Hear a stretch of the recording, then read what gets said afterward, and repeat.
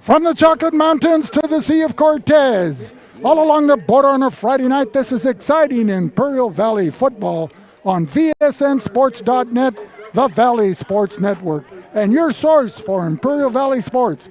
For John Moreno and Tony Butch Morales, this is Vic Carrillo here at the Simpson Shimamoto Stadium in Imperial, California, as the hosting Imperial Tigers kicking off the Imperial Valley League 2023 league campaign, also celebrating homecoming night here to kick it off and to fire up their Tigers even more.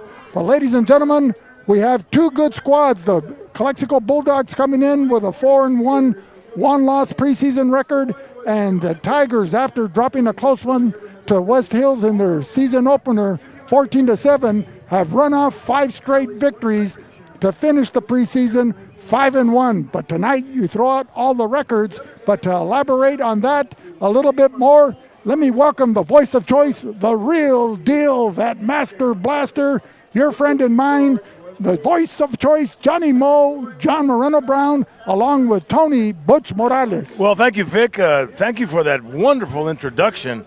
I don't know what to say after that. Well, I'm just happy to be here at Shimamoto-Simpson Stadium. This is the league opener, Calexico at Imperial. And what a great matchup we have tonight, as not only the Bulldogs in the house, but they're honoring a Hall of Famer, right? Yes. And congratulations to him. But with us tonight, Vic, we've got a special guest. We've got someone from the class of 1994, the field general under Coach Cal Armstrong in 1993, that magical season where the Bulldogs won the championship, #1 seed, losing only to Barstow and Central that year. Butch Morales. Butch, welcome to our show. Thank you. Thank you so much for having me. It's an exciting night for some high school football. The atmosphere is beautiful. It's nice weather. The barbecue, I could smell it from here, and the band's about to play.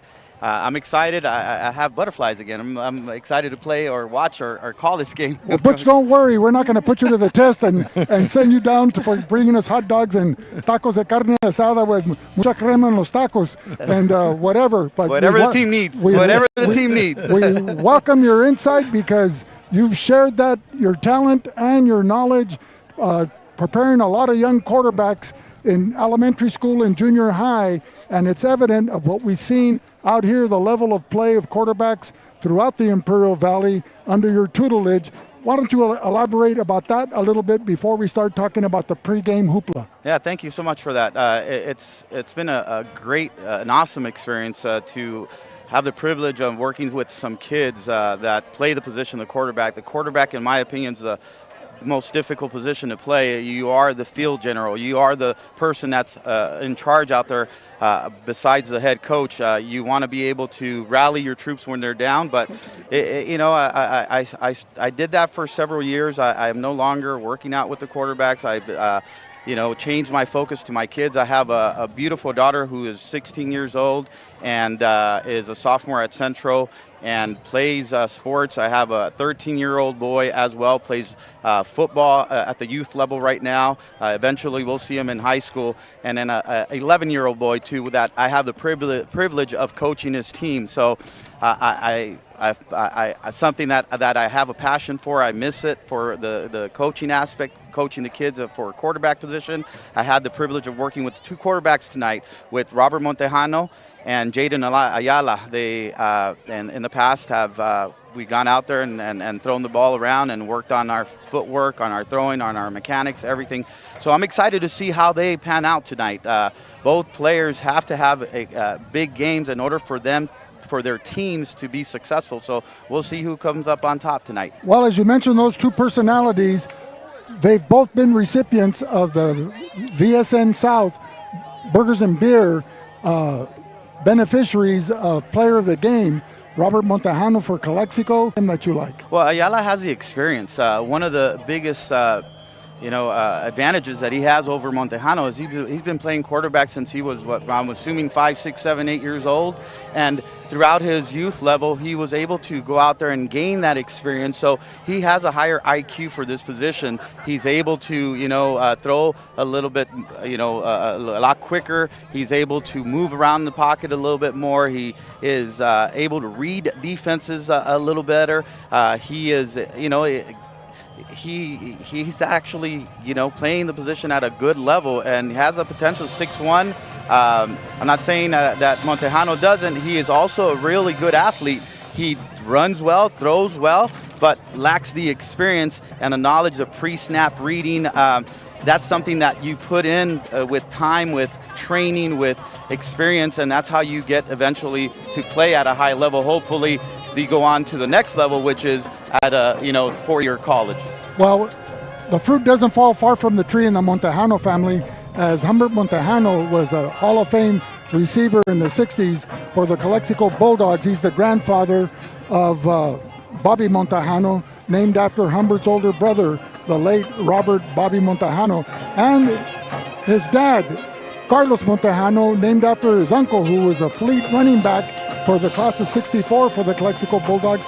And Carlos, when he played in 97, was a standout linebacker and defensive end for the Calexico Bulldogs. So Bobby Montejano has what you like, what I like, that gunslinger mentality like Jaden Ayala, and which a lot of these high school quarterbacks have, and that's what separated him from the rest of the pack. The most important thing, what makes you a great quarterback, is leadership.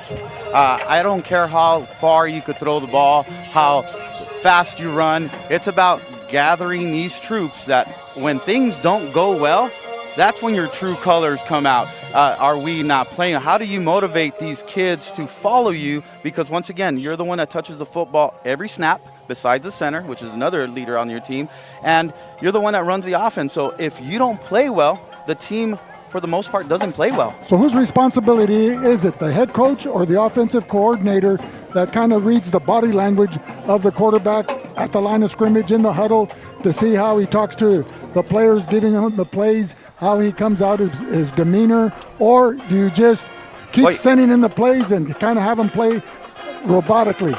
No, I think it's important. I think these two kids do a great job of providing leadership.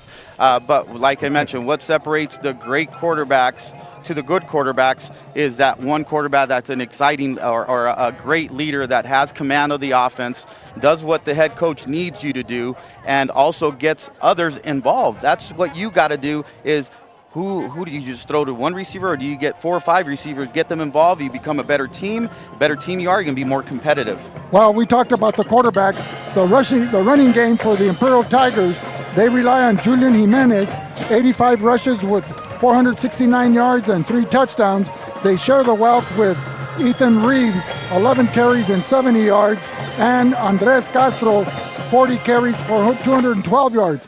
And then on the receiving end, you have Jaden Lopez along with Nixon and Villacampos, the 2 leading receivers, with 16 receptions and 15 receptions. Now, Nixon, a 6'4" receiver, 195-pounder, he may be joined tonight by Gio Robles, who's been out in the preseason with an injury. He's 6'5", 195 pounds. So 2 tall bookends for Ayala to look to. But the offense doesn't go unless it's the men up front, the center, the guards, and the tackles. What can you share about that? Absolutely, it starts there. Imperial, in my opinion, has one of the biggest offensive line in the Valley. They'll have the ability to show that if they are that good tonight. You have to provide protection. You have to be able to block the whatever scheme they decide to run the ball. But tonight's going to be, I think, Calexico is going to get tested in the passing game. I think that they're going to open up the passing. They struggled with Hopeville. I think Shaw was able to break down film, and I think he's going to attack. If Robles goes tonight, it presents a big issue for the defensive backfield for Calexico. 2'6'5" athletes coming at you, but we'll see because I think this is his first week back from the injury. So hopefully we'll see him. If not, we'll see what they have to go with. Well, you know, it's interesting that you bring that up. Coach David Wong, the head coach for Vincent Memorial, and Fernando Santana, the assistant head coach, when they had that championship team back in 2017, they scripted their first 10 plays like Bill Walsh of the 49ers and the West Coast offense. It didn't matter what down or what, they were going to run play number 1, then number 2, number 3, etc. And no huddle offense. They didn't let the defense substitute and adjust to the formations or whatever. And before Calexico knew it, we were calling that game on Bulldog Radio. The first quarter was 35-0 before people had settled down and taken a bite out of their first hot dog. It's about getting in a rhythm, and these coaches that go with no huddle or script their plays, which is something that is good. It benefits just depending on the personnel that you have, but if you could run it and you could keep that defense guessing and keep them on their heels, then you have a high percentage of being able to run the ball and pass the ball. So it's all about rhythm. It's all about getting your teammates involved. It's all about driving the football and keeping the offense on the field. You have a big advantage if you could drive the ball 80 yards and eat 8 minutes off the clock. Then you're scoring. Not only that, you're using time. Well, conditioning is a factor now that we're getting a cool breeze here in the last nights of September, the 29th here, before we go into the October season. But back in the day, coaches would take advantage of the time in the huddle to let the linemen rest. And now with these hurry-up offenses, for example, the philosophy of David Rookie Peña, in conversing with him, he likes to run as many plays as he can to get to that bring success, to score as quickly as possible, to get the ball into his skill players as often as possible, and more importantly, YAC, yards after catch. Well, now you got these offenses that are you spread out, you go no huddle, you signal a play, and the offensive linemen don't go back to a huddle. So they stay on the line of scrimmage, and the receivers don't come in the huddle, and coaches signal plays in, and they run it, and they run more plays. You're factored in on the offensive side how productive you are, how many plays do you run. So do you run 60 or do you run 40? If you run 60, you have a higher probability of putting up points. Well, that's what John and I used to laugh at, as I used to refer to it as the prairie dog offense, where everybody would be looking at the sidelines to see what the play is. Well, ladies and gentlemen, as the Imperial Tigers in their red and white uniforms, white pants, red jerseys, white numerals, red helmet with a single stripe, coming out in the field, let's welcome the voice of choice, Johnny Moe, John Moreno Brown. Thank you, Vic. You guys had a very good discussion on a lot of the nuances that are dealt with in high school football. You talked about the schemes, you talked about the offenses, you talked about the defense, but you got to talk about the heart. Because if you don't got a heart, Vic, you got nothing, because that is the meat and all the potatoes is when your players believe, have bought into the program, and are out there before the coach is there. They're not late. They're there every day at practice. Go ahead, John. I thought that would have been a perfect segue for heart insurance. But anyway, continue on. I'm sorry for interrupting. No, that's okay. That's okay. But see, that is a big factor in high school football. It's 90% mentality and 50% physical. That doesn't add up to 100%, by the way. And this is the only time they're going to play organized football. You only get 10 games your senior year plus playoffs. Very few advance to the next level or beyond that, like Royce Freeman did.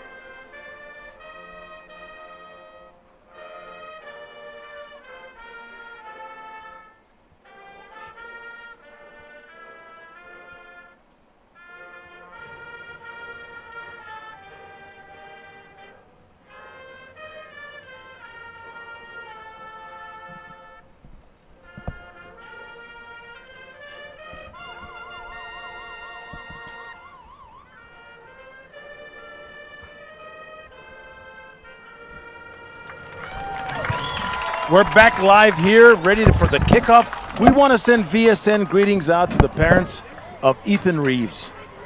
His sister is in the hospital. We want to send out our thoughts and get well soon to his sister.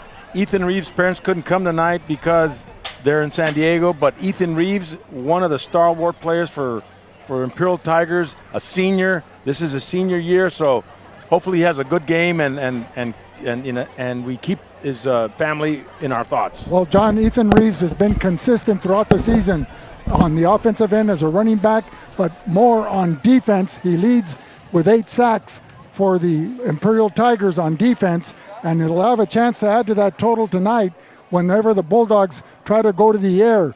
And he's a bulwark from his linebacking position. Our thoughts and prayers for the Reeves family, and Reeves has always been in contention for player of the game honors, John, and sooner or later he's going to get one. Well, he has a big chance tonight. Hopefully, he's able to step up and help this team be successful. Prayers are with the family. Hope all gets better soon. Well, tonight's Imperial Valley Officials Association has provided a standout officiating crew.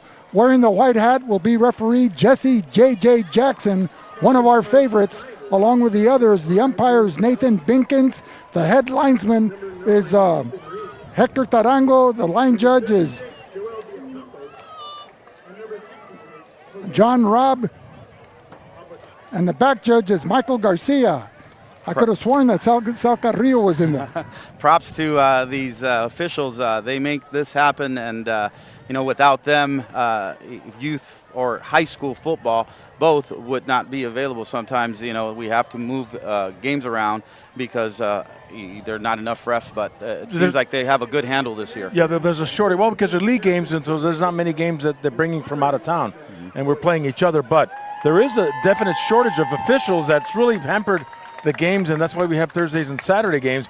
But that's something that we need to recruit. I guess the officials need to recruit more officials. Well, let me correct myself, John.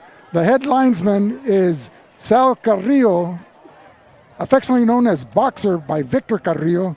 The line judge is Roman Rubio, and the back judge is John Robb. So my apologies to their respective families and fan base.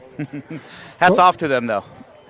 So Ethan Reeves is out there as one of the captains, number 36, Joel Villacampo, number 66, Joe Jose Apodaca, and number 5, Jaden Ayala. And on the other side, Marco Esquer, Leo Canchola, Luis Alcala, and Andrew Rivera, captains for Calexico. So, John, Calexico lost 22 seniors, but Imperial also lost 24 seniors from last year's squad. But they had a good nucleus of junior players coming up, and one of them, Joel Villacampos, was a former Defensive Player of the Year of the IVL and has been a continuous all-league player. So there's a lot of experience within that group there, and that could be a factor tonight, Butch. He's all over the field. I've watched a couple of games that they played, including last week's game, and he is on offense and on defense, but predominantly defense. Him and J.J. Jimenez, number 7, they're studs, those kids, and also Reeves.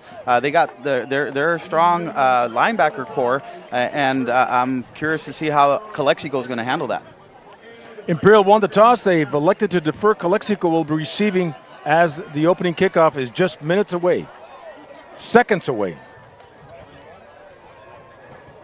Well, Joel Robles, number 11, has numerous touchbacks, and if it comes down to a kicking game, as Imperial was able to defeat Valley Center in overtime last week on a 38-yard field goal from Joel Robles in overtime, that could be a factor. Calexico also has an outstanding place kicker in Dominic Diaz. He's 16 for 18 on point after attempts. The 2 misses haven't been because of errant kicks. It's either been a bad snap or a blocked kick.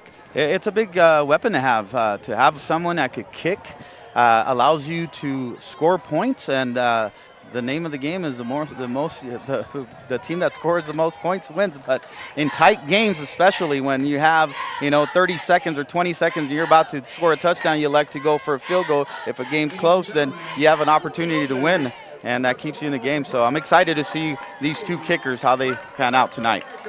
Well, ladies and gentlemen, buckle up your chairs and with your favorite beverage. We'd like to give a shout out to Diego Macias, who's watching VSN, a big fan of Valley Sports Network, and John Moreno. So take it away, John. Here we go. Joel Robles kicking off, and Frankie Loera Rodriguez It's in the end zone. will not bring it back as he's back there in his direction.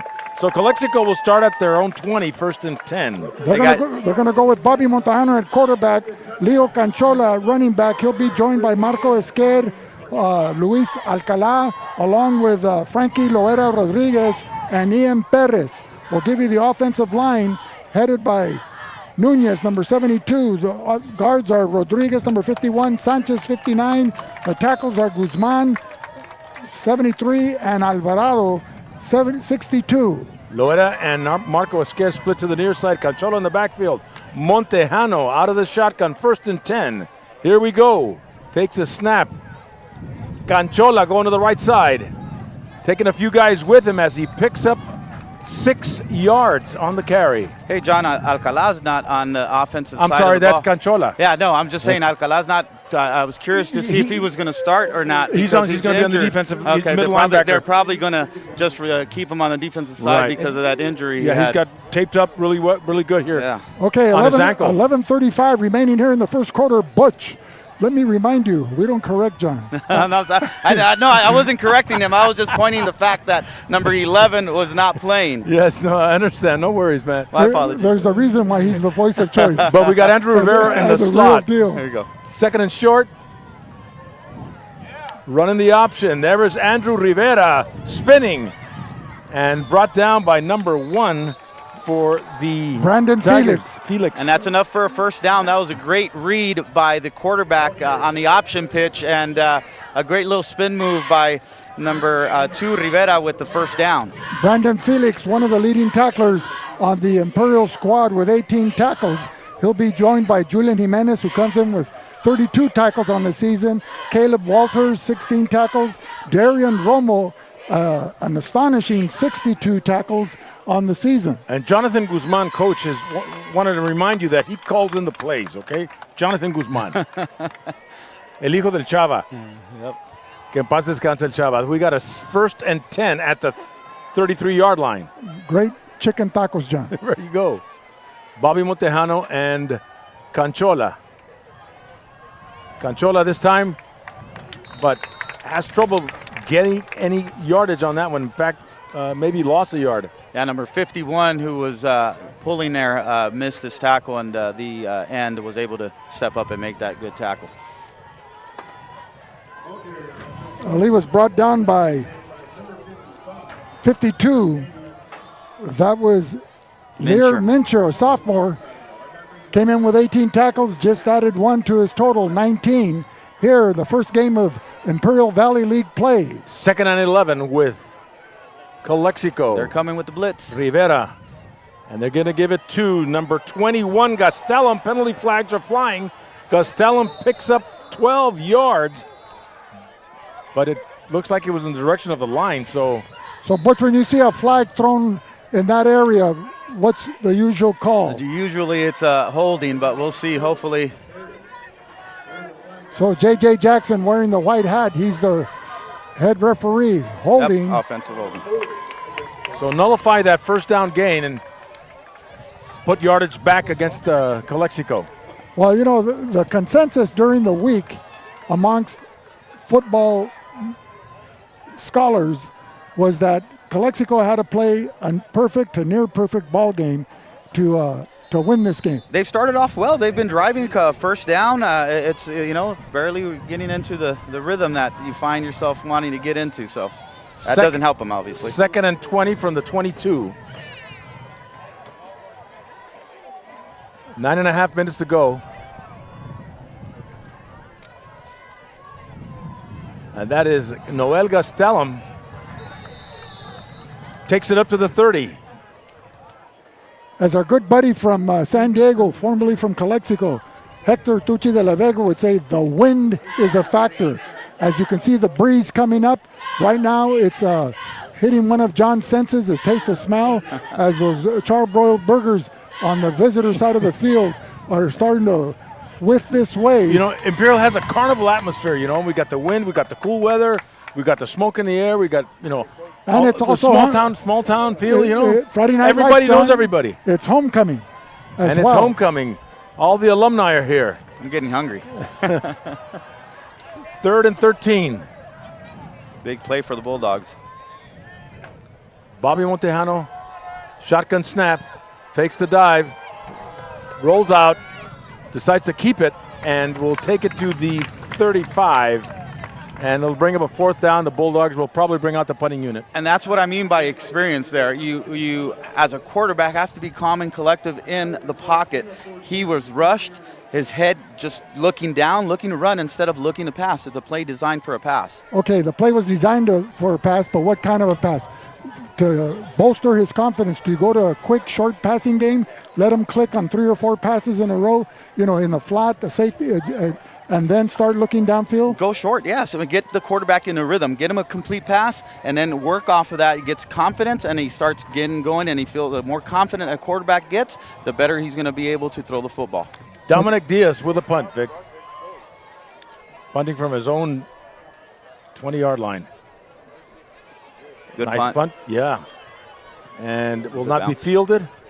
Takes a Bulldog bounce inside the 30 to the 20. And they'll spot it right there. Well, the Tigers take over 1st and 10 with 7:19 to go first quarter. Tonight's game is brought to you by Esquer Realty. Discover your dream home with Mark Esquer of Esquer Realty. Go see Mark Esquer in Calexico, 357-9707, the Mark of Excellence. By Burgers and Beer. For the best burgers in town, it's Burgers and Beer.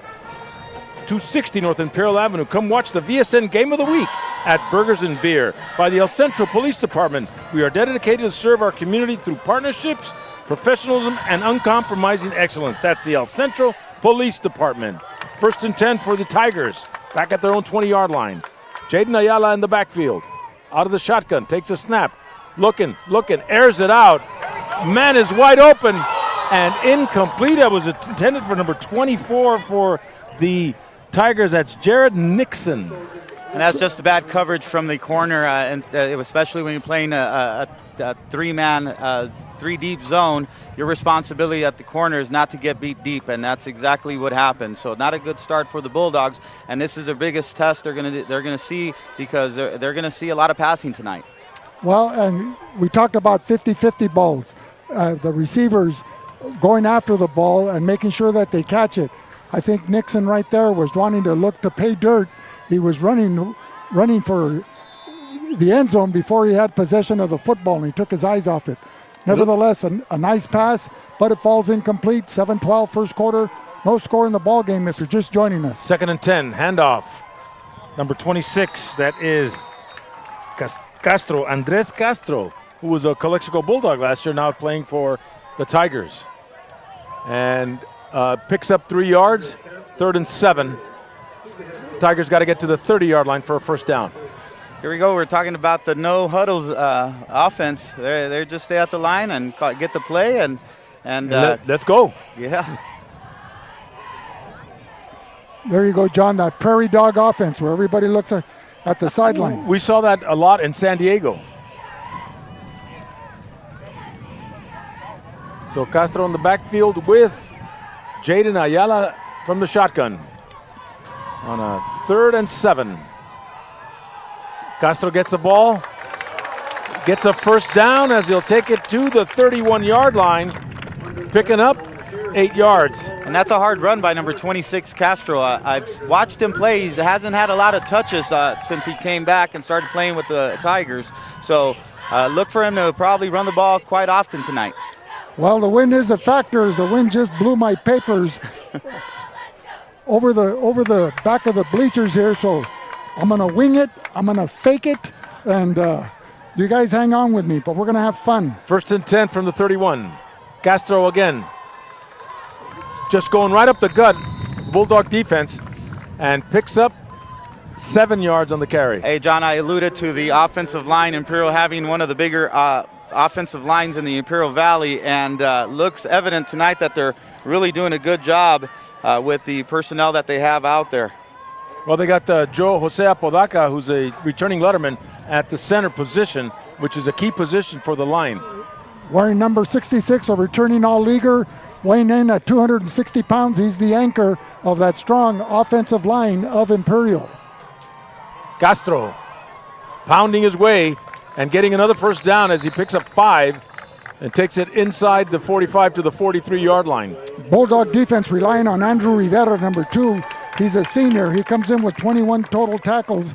Leonel Canchola, only a sophomore, with 19 tackles. His older brother, Leo Canchola, comes in with 25 tackles. And then you have Luis Angelo Alcala. We'll give you the defensive backs after this play. 1st and 10 Imperial. Under 5 minutes to go first quarter, no score. Takes it to Castro, shoots it over, and the pass is caught by number 4 that's Jaden Wilson. And looks like he gets a first down crossing midfield to the 46 of Calexico. Nice little pass by Ayala with a quick release, quick slant, quick pitch and catch.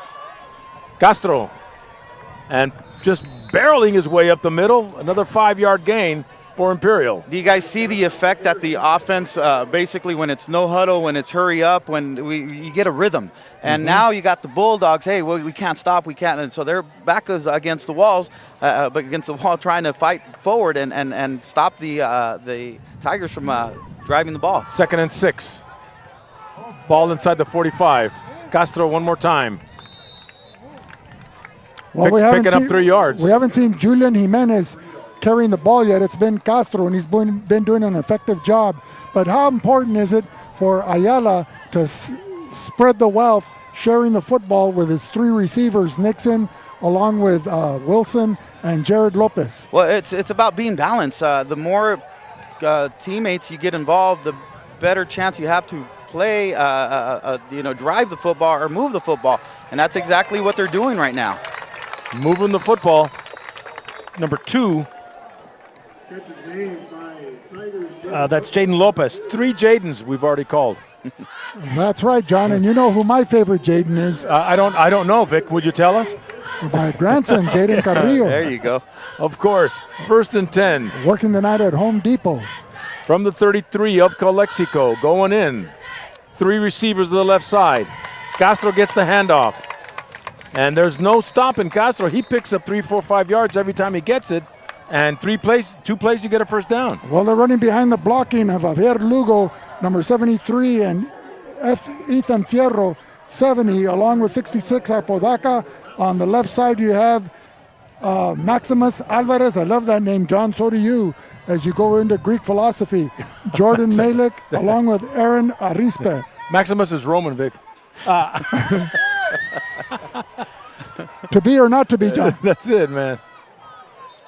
Anyway, there's a timeout called, and we'll be back with more in a minute on the Valley Sports Network. Could you use help with your electric bill? Imperial Irrigation District, your public power provider, offers several payment assistance programs. Our income-qualified customers can save up to 20 or 30% on their electric bill and also receive assistance if they face service disconnection for non-payment. For assistance, call us at 1-800-303-7756, visit one of our customer service centers, or find us online at iid.com. IID, where customers always come first. InnerCare since 1970. When it comes to healthcare, InnerCare is here to help, with locations throughout the Imperial Valley. InnerCare, improving the health and wellness of the community. We're back, ladies and gentlemen. Tonight's game is also brought to you by La Fonda Bar and Grill, a fiesta of flavor in every bite. Experience the vibrant taste of Mexico when you go to La Fonda in El Centro at 1950 South 4th Street. La Fonda, an El Centro tradition. Imperial Flyer Service, taking care of the entire Imperial Valley with all your aviation fuel needs. Proud supporters of our U.S. military and our Imperial Valley communities. And by the Imperial County Health Department. The mission of the Imperial County Health Department is to promote, protect, and support the health of the people. Visit our website, icphd.org. 1 trips left. And Ayala rolling. Couldn't find anybody and is brought down by number 22 or 23. And that's enough for a first down. Good decision there when you don't have any. That was Luis Vasquez, John.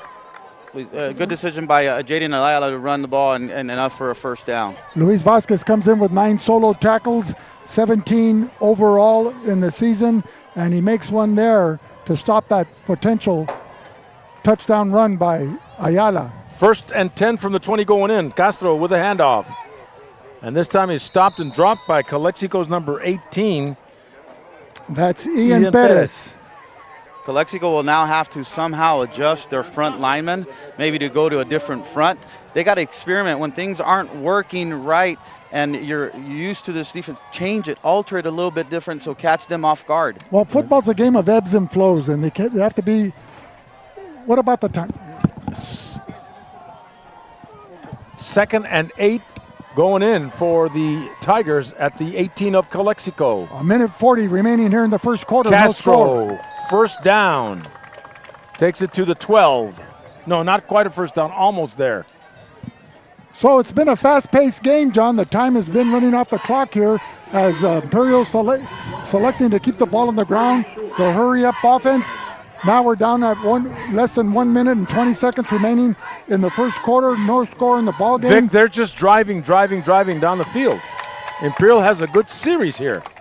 Castro, one up the middle, gets a first down, takes it inside the 10 for a 1st and goal, right at the Calexico 7-yard line. Number 10, Leo Canchola, the first to make contact for the Bulldog defense, but they're inside the red zone. Here we go, no huddle. So, Butch, do you get more selective on the type of plays inside the 10? And this time Castro finds nothing there as he stopped and dropped by number 43 for the Bulldogs. Running a spread offense is great, but it also has its drawbacks, especially when you get into the red zone. In my opinion, you got to be multidimensional. You got to be able to run the ball, bring in that running back that could block, bring in someone in motion so you could, be able to run, not only run and pass the ball. Seconds left in the first quarter. Castro stopped by Ian Perez. And number 10, Leo Canchola, who got him at the ankles. And so Perez assisting on the play. And they may not get this play off as we're down under 10 seconds left in the first quarter. And kudos to Calexico there, who made some adjustment from the defensive end standpoint. Now he's crashing in and going down the line instead of deep. So he's made a couple of good stops there. And that's the end of the first quarter. We are scoreless. And we'll be back with more in a minute on the Valley Sports Network.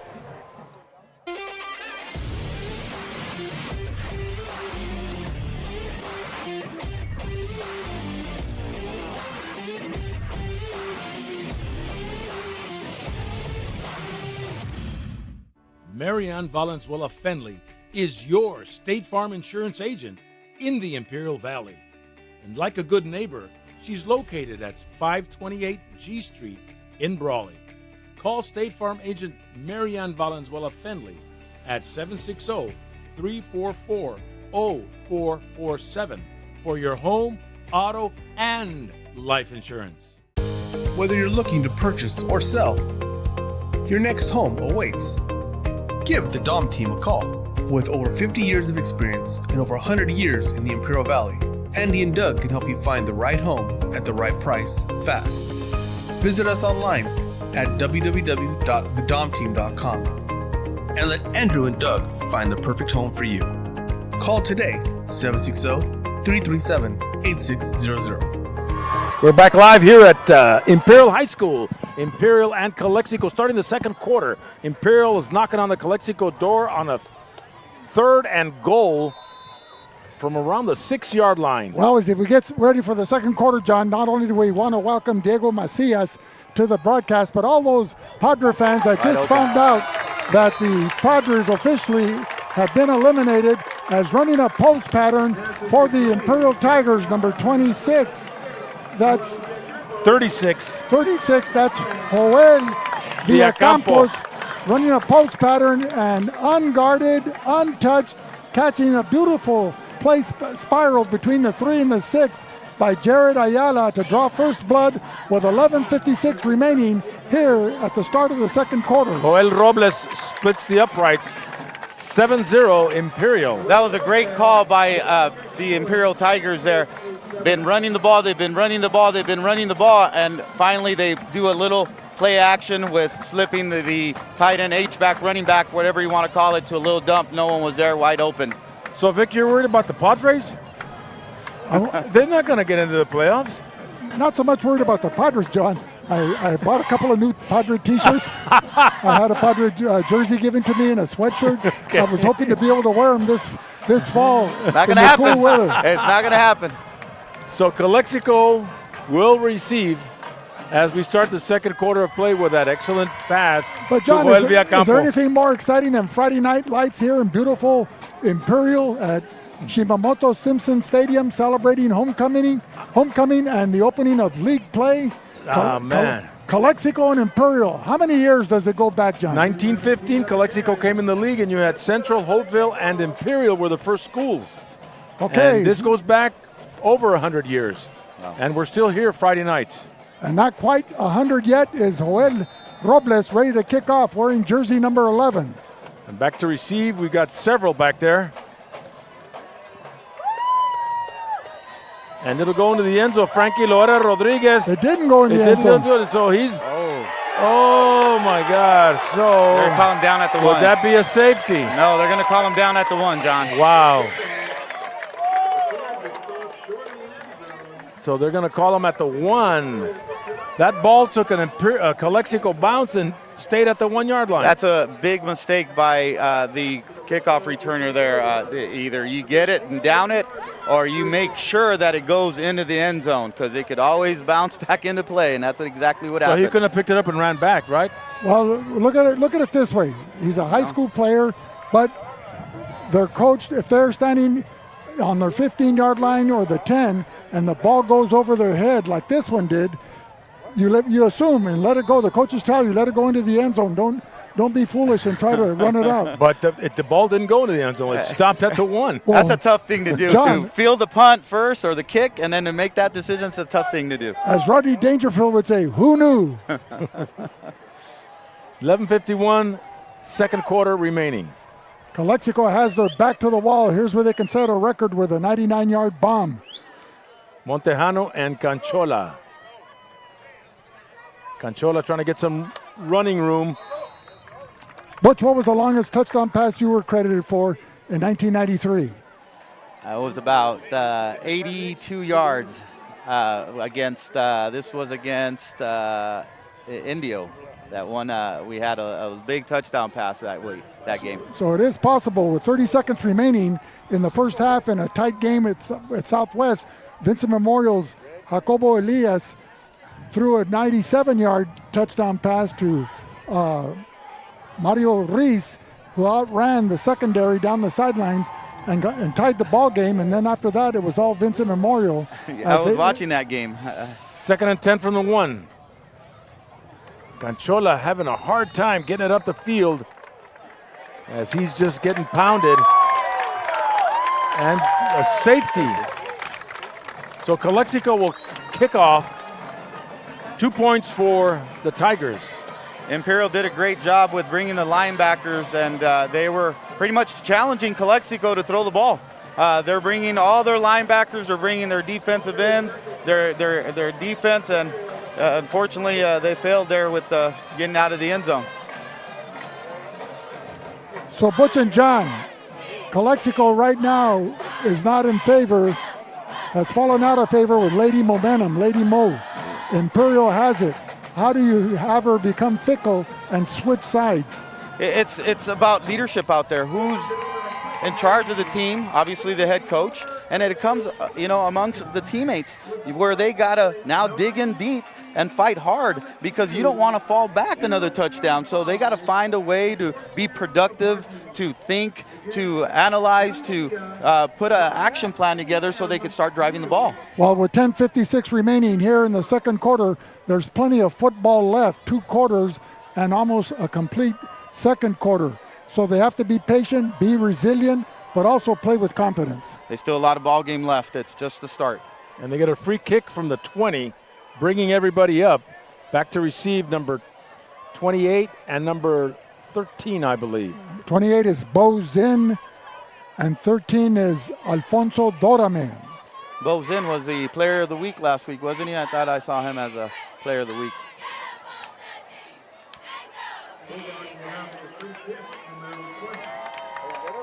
Dominic Diaz kicking off for Calexico.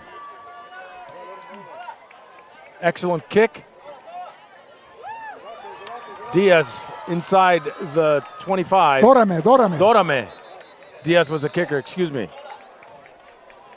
So Imperial has the ball at the 33-yard line. See what you did, Butch? You opened up a can of worms. We're all full of corrections now. No more. Don't worry, John. That's it. No, I stand to be corrected. Yeah. That was his mulligan. That was my mulligan. There's a blue moon tomorrow night, isn't there? It's tonight. No, it was last night. So 1st and 10, Imperial. Utilizing Castro and Jaden Ayala. Spreading out the offense. Surprised Alcalaz back in there, who is their leader at the defensive position at the linebacker. He's been out last series. He's hobbling around and is going now. I'm surprised he's out there. So Castro picks up 2. Yeah, he had a bad ankle. Yeah. So 2nd and 8. So this is a critical for the Bulldogs for them to get the ball back, because after a couple of scores, you get a little bit of I would say your confidence level goes down, and they need to figure out how to bring it back up. So with a big stop, they could get momentum again. And that's what they did the previous series. It was just nothing but Imperial. They just pounded all the way down from their own 20 to score. We'll see what kind of adjustments the Bulldogs make. A jet sweep by outside. Wilson. Wilson gets hit hard. Trying to run behind the blocking of Jordan Malik along with Marsalis Alvarez. He'll pick up a yard, bringing a 3rd and 7. And that was a great tackle by the corner on the other side by Jonathan Pacheco, who was able to step up and keep the ball inside, and a good tackle for him. A big 3rd down for the Bulldogs to, once again, try to get momentum. They need a big stop here. Big play. Under 9:27 and counting, second quarter. Well, the Bulldogs in their all-white traditional uniforms with garnet trim. Going on the air. A man is opened and is almost caught. Number 24, Nixon. Almost. That was a great throw. It would have been a better catch if we would have came down with it. But great play by number 4, Esquer, being able to stay with them, down the field, and was able to get a hand in his face to, cause that incompletion. What was that nickname of that Mel Gibson movie on the what is it? The Eucalypto? Almost? Almost. I'm not sure what movie you're talking about, Vic. Close, but no cigar. Yeah. Joel. They got some confusion there with personnel. Joel Robles punting. End over end kick. Frankie Loera Rodriguez will fall on it, saves it, and Calexico takes over 1st and 10. Well, this is like the nightmare on Elm Street, as Calexico really not able to adhere to their game plan. They have to play mistake-free, and yet they've had some mental mistakes where they allowed that kickoff to go all the way to the 1-yard line, assuming that it'd go to the end zone. Go ahead, John.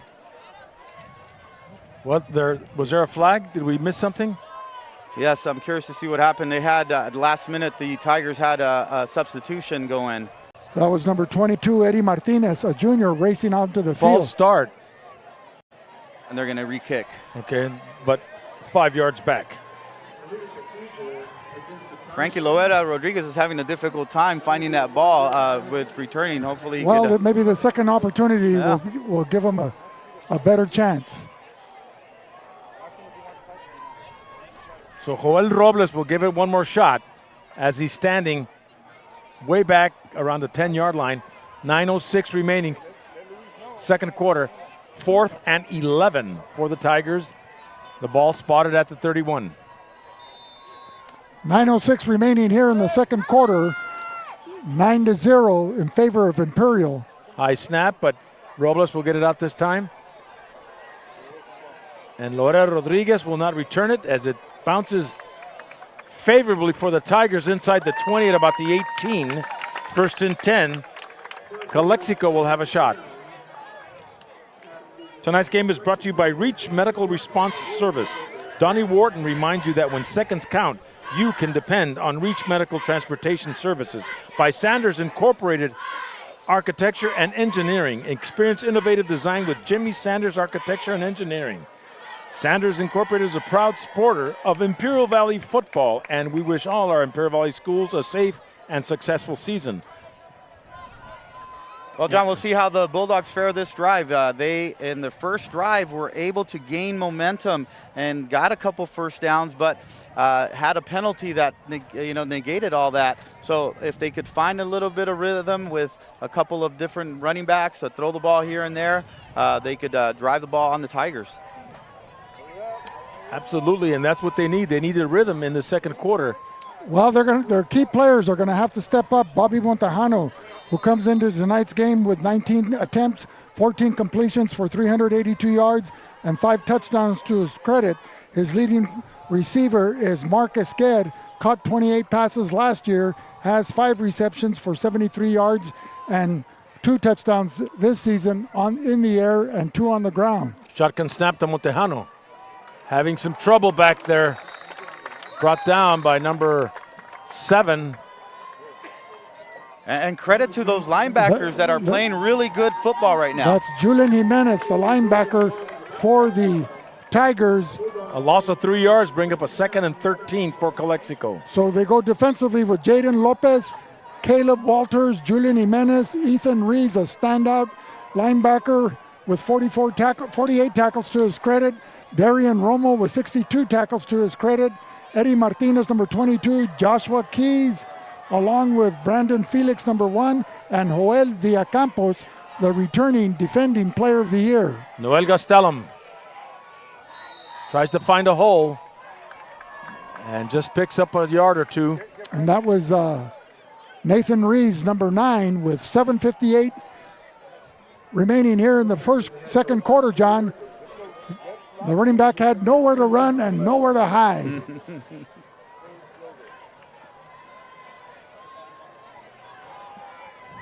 And there's a big difference in the size of these linebackers comparing them to Calexico. And not only that, they have good experience. They've played youth football. A majority of the Imperial Tigers have played Calexico. They lack that experience and the size, so it's all about the heart when it comes to them.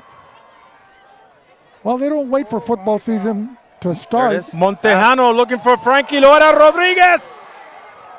Takes it all the way to the Imperial 42-yard line. Move those chains. And that was Brandon Felix, number 1 for Imperial, covering on that play and making that tackle. But a beautifully thrown spiral by Montejano. Butch, what say you? And that's how you gain confidence. That's how you get momentum. That's how you build off of a drive and get in the end zone. But nonetheless, it was a beautiful thrown ball, great timing, great catch, and enough for a first down. An excellent pass blocking by Rodriguez, Nunez, Sanchez, Alvarado, and Guzman to allow Montejano time to let his receiver run under that pass and give him time to throw that beautiful spiral. First and 10 for Calexico at the 42 of Imperial. Bobby Montejano. Mesquer in the slot this side. Going over the air by Marco Esquer. And takes it inside inside the 20, is it? Yeah, at the 15. That was a great catch by number 4, Esquer there. Ball could have been thrown slightly a little bit, underneath, inside, and it could have been a touchdown. Okay, but anyway, it's a first down in the red zone. Absolutely. What would you call that pass pattern? That was just a streak. Okay, a streak, a fly, the bomb. A 9. And there you go. Run to the faucet. A seam route. Run to the faucet and button hook and then go. run to the parked car and slide in. Call it a first down. 1st and 10 for Calexico. It depends where you're playing, in the backyard, At the 15 going in the street, or at the park. Montejano hands it off to Canchola, left side. Canchola can't find much there. And that as was he's brought number 36, Joel Villacampos. Joel Villacampos, that standout monster linebacker, along with Ethan Reeves. But Campos there, wrapping him up. It's getting chippy out there. They're talking to one another. They just got to be quiet and play football and put the heads down and work. Well, J.J. Jackson is going to put a stop to that, because he runs the game how the game should be run. 5:28 remaining, second quarter. Timeout. Unlock your company's potential with Keystone HR, the trusted partner for all your human resource needs, from talent acquisition to employee development. We're here to streamline your HR processes and evaluate your workforce. Choose Keystone HR and build a stronger, more productive future for your business. Call us at 357-2929. By Sunbelt Rentals. Need equipment for your next project? Look to the experts at Sunbelt Rentals. We've got the tools you need, whether it's big or small, from construction to do-it-yourself. Visit our website at sunbeltrentals.com, located at 2396 Highway 86 in Imperial. And by Marianne Valenzuela Fenley, your State Farm insurance agent, a trusted partner for protection and peace of mind. Call Marianne Valenzuela Fenley at 344-0447. So welcome back, ladies and gentlemen, with 5:28 remaining here in the first half. More specifically, the second quarter, the Bulldogs with their greatest penetration into Tiger territory. Even though it's a 2nd and 15, the ball is inside the 20. Esquer. Bobby Montejano keeps it. Stutter steps, goes against the grain, and is brought down hard by number 53 for the Tigers. Aaron Arispe, or Aron. And not much gain there, Vic. Well, Arispe, from his defensive line position with 19 tackles, their good lateral movement looked very quick and effective there, and kind of utilizing the sideline as a defensive ally. The defensive linebackers have been playing a good, good game overall. I'm impressed with their linebackers that they have. Well, how would you describe the Tiger defense with 3 down linemen, 4 linebackers, and then a cover 1, cover 2? They're going with, they mix it up with a cover 2 and a cover 3. You want to bring in plenty as you can in the box to make Calexico throw the ball, and they've paid for it a couple of times, but we'll see how the Calexico offense fares here. So on a passing play, Montejano comes out of the huddle. Who's he looking at on the defense to determine where he's going to throw the ball? What they do is run an RPO kind of a formation, and which stands for what? For a run pass option, and their main reads are the linebackers. If they come, then you keep or throw. Okay. Bobby Montejano with a 2nd and long, and shoots it to Canchola. A little too high, otherwise he had a lot of running room. So a 4th down from the 30-yard line. They've got to get inside the 10 to the 5. They had a little quick screen set up to him perfectly, but they could not connect on that for whatever reason, but it could have been a big play for them. Well, execution is the key here in this ball game. If Calexico is in a fair, well, against the Imperial Tigers' vaunted defense, and it's a little too far, maybe out of Dominic Diaz's kicking field goal range, so the Bulldogs will be going for it with 4:52 remaining, 3rd and 25 at the Tiger 30-yard line. Montejano, shotgun snap, hold, and they got the holding penalty, and he tried to get it out, but there was an obvious hold on the offensive line. And that was number 52 for Imperial, Levi Mincher, only a sophomore, applying that constant pressure on the scrambling Montejano. Levi Mincher is a great athlete. I don't know if you know, but he's also on the varsity wrestling team, wrestled as a freshman. I have his little brothers playing my 2 brothers that they play on my youth football team, and they're great kids. great parents he has, and the Mincher family is really involved with the Imperial Tigers here, and shout out to them for doing a good job. That was what made Brawley High School so effective and good over the years, as well as the Hopeville Vikings and the Imperial Tigers, as you can see here with Mincher and some of the other linemen. When football season was over, if you weren't going to play basketball, they had the kids go out for wrestling. And even if they didn't wrestle the match, during the week of practice, they were learning agility, they were learning how to use their hands, how to position their bodies, how to squat, how to move laterally, quickly. Going deep, Esquer Loera Rodriguez. Touchdown, Calexico. Wow. He just threw it up. up. 4th and 25. Loera Rodriguez just ran down the sideline along with Marco Esquer and takes it to the house. Okay, they had 2 receivers in the same area. Describe the pass patterns. Oh, it was just, I don't know if it was meant to the outside or inside, but Bobby just threw it up, gave himself an opportunity for the receiver to catch. A great job by Frankie Loera Rodriguez to go up for the ball and be the aggressor to get that ball, which he did. He said the 50-50 ball, he said the ball's mine. That's what you preach as a receiver coach, is for them to get the ball at the highest point. Dominic Diaz splits the uprights. We are now within 2, 7-9. Well, John, we've had ourselves a ball game. And we'll be back with more in a minute on the Valley Sports Network. Ojeda Industries is here to offer solutions with exceptional products and services for all your agricultural, industrial, and power transmission needs. It's Ojeda Industries, hydraulic repair service in Brawley at 1698 Jones Street. Call us at 760-623-7299.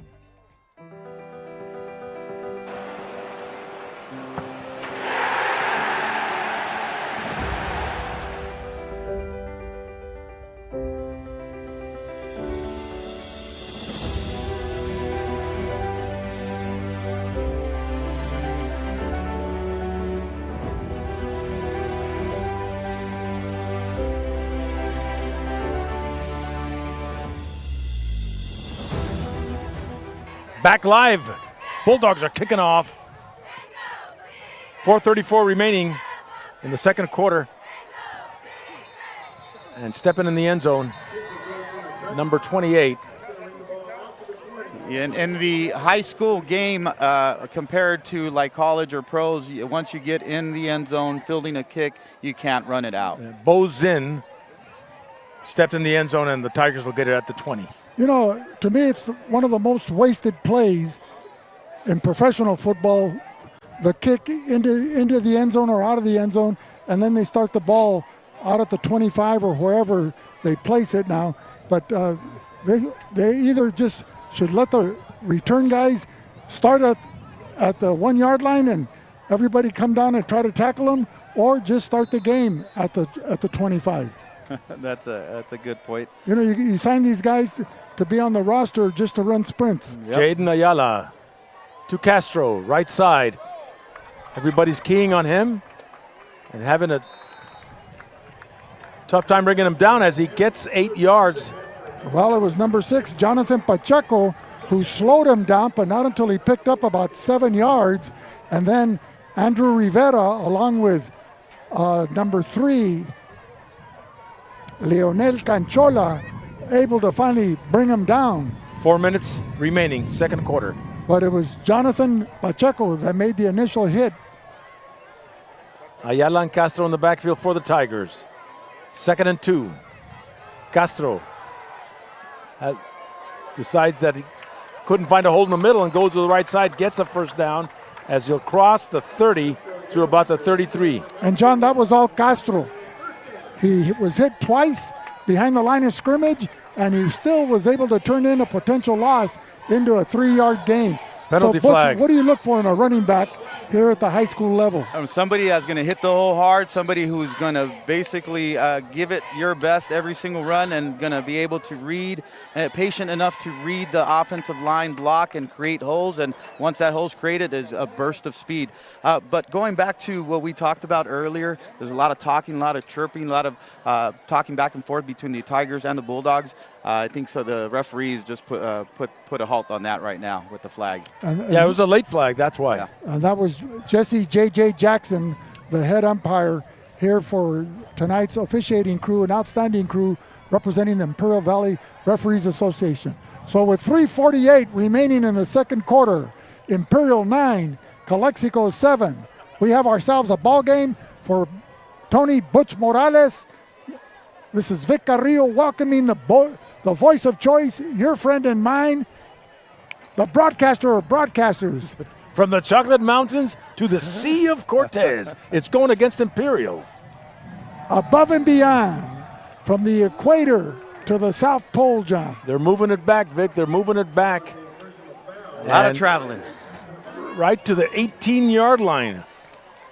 It's homecoming here tonight for Imperial. Well, John, we'd like to welcome all our viewers in Europe and the Pacific Rim, as well as the equator, and Heber, California, watching tonight's VSN football game. A shout out to my buddy Robles. We got Farmer Robles and David Robles watching the game tonight. They have their nephews here that play for Imperial, the Robles brothers. So wanted to say hi to them. Or Joel and Gio brothers? Gio is brother with Gavin. Gavin's not playing. playing. Gavin's a quarterback. Yeah, he's not playing. Gio's first day back. They've both been injured. Okay, yeah, Gavin was a former starting quarterback. Yes. Until he got injured. And you've got to give shout outs to all of the vehicles and the people sitting on the hill on the visitor side watching the game without paying admission. Those are pretty smart people out there. And they get to enjoy with a nice little cold beverage, probably? Absolutely. That yes. Well, John, with 1:20 in the second quarter in the battle for the city in El Centro, Central was leading 18-0, but it's now 18-6 in the second quarter. Ayala dropping back, looking for a receiver. And the pass is caught, number 4. Wilson, Jaden Wilson. Does he get the first down? He did.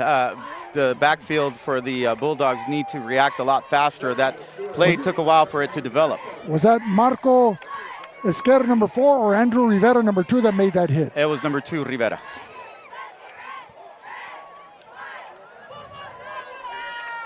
So we got a pro set. No, not anymore. We got a new running back in there, number 7. That's Julian Jimenez. Jimenez picks up, looks like 6. With 3:01 or 3 minutes to go, second quarter. And this is where you kind of make your offense roll. This is what you see and when the time you want to see your offense drive for 3 minutes and get in that end zone. So we'll see how Imperial does with 3 minutes to go. Timeout is called. Tonight's game is brought to you by the Town Pump Steakhouse. Open Tuesday through Saturday. Call us at 344-3663 for reservations. In Westmoreland, come by and experience a Valley tradition for over 50 years.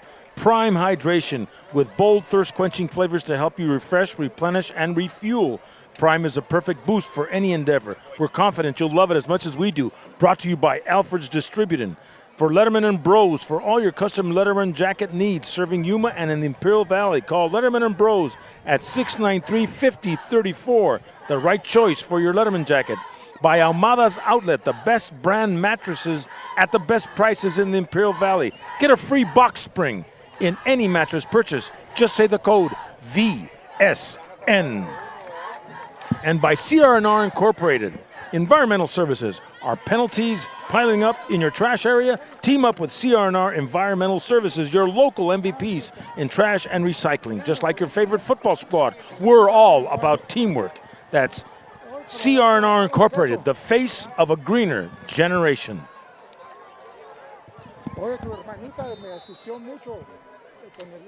So second and 5 for the Tigers, right at the 33-yard line, their own 33.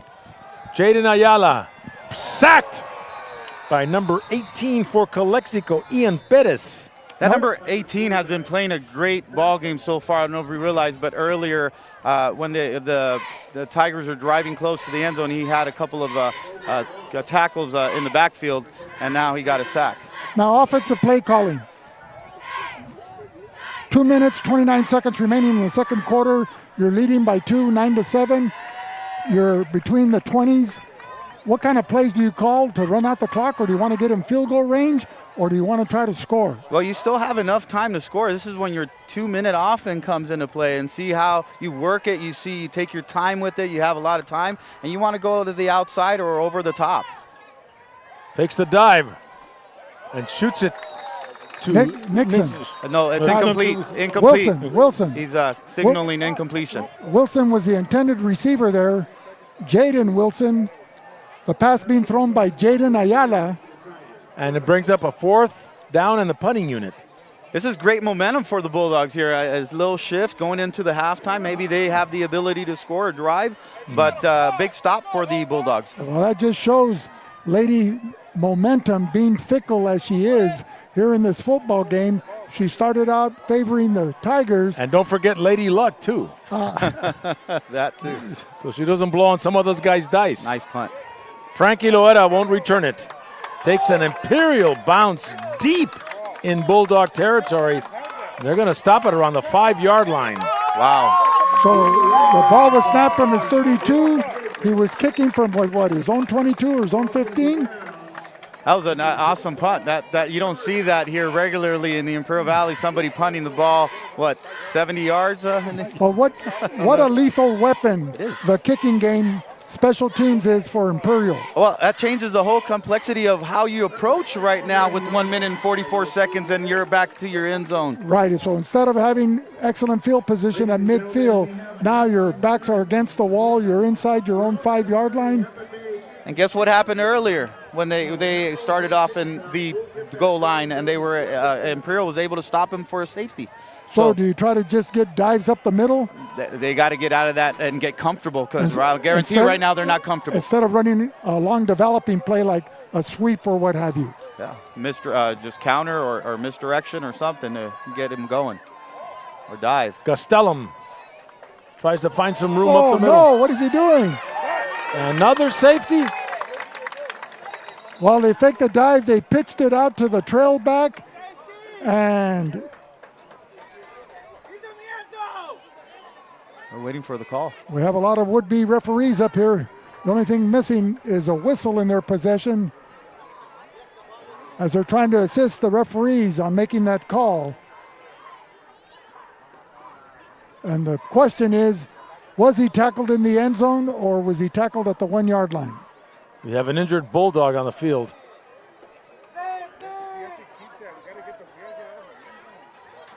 Now that was a high-risk play, in my opinion.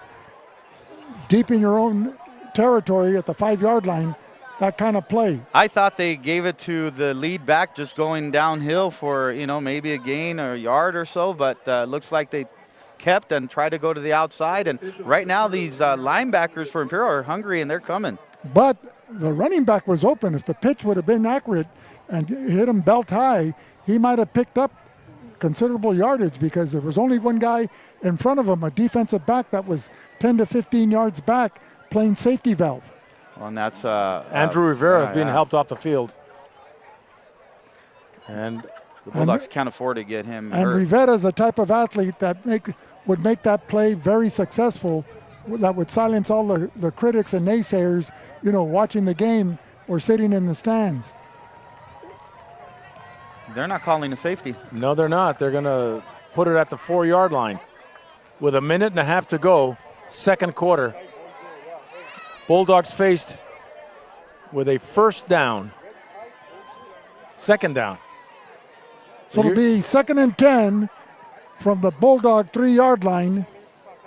1:29 remaining here in the second quarter. Calexico down by 2, 9-7, after giving up a first period score, then letting a kickoff line untouched at the 1-yard line. They were backed against the wall. The first play, they were tackled in the end zone to give Imperial another 2 points.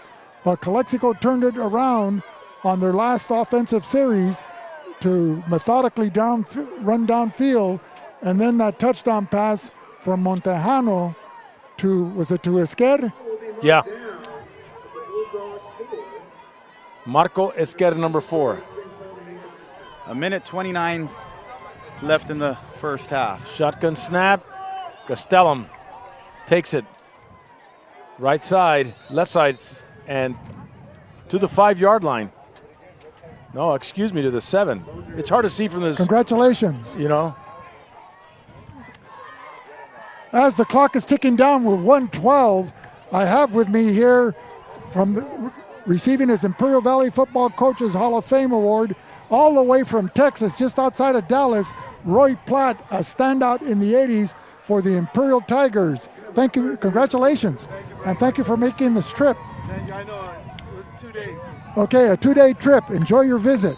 Nothing there for Castellum. Brings up a 3rd down. And they're stopping the clock. Timeout Imperial. 45 seconds remaining. Don't go away. Tonight's game is brought to you by Jesus Cachu Escobar, Supervisor, District 1. Jesus Cachu Escobar would like to thank his constituents, and he wishes all the Valley teams a great season. By Ivy Welding and Mechanical, experience excellence.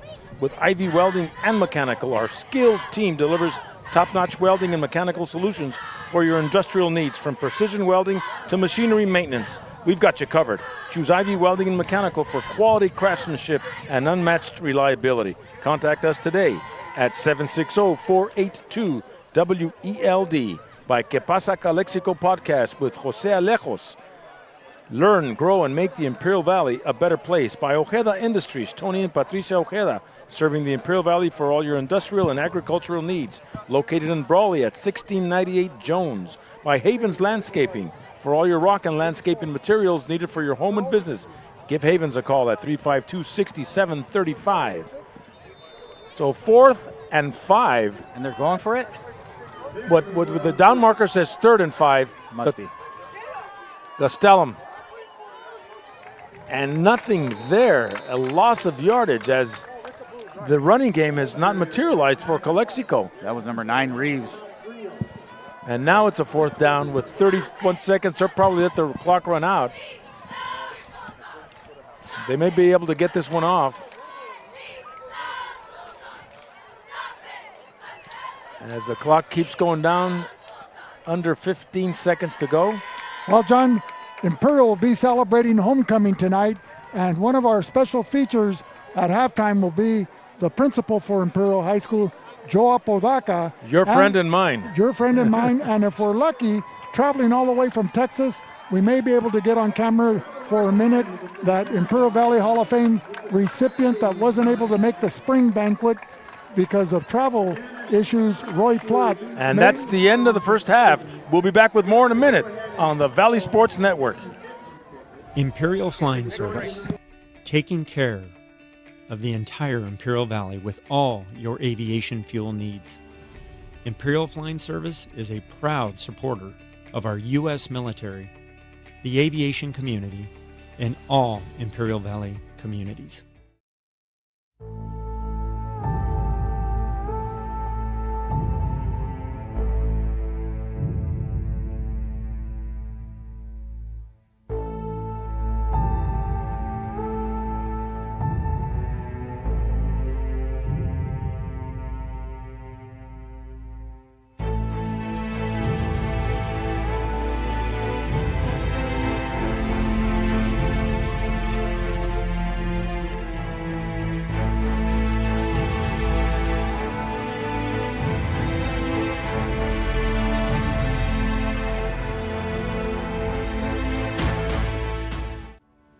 Grosso's, an Imperial Valley tradition since 1955.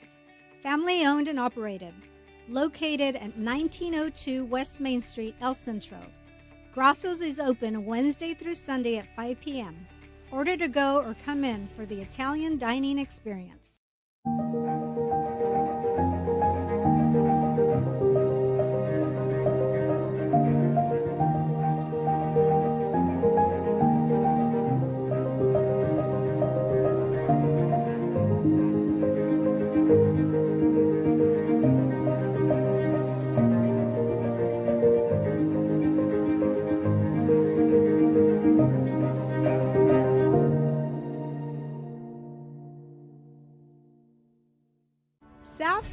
Air Conditioning, the #1 York dealer in the Imperial Valley. Contact them today for all your AC needs. Call them at 760-556-9901.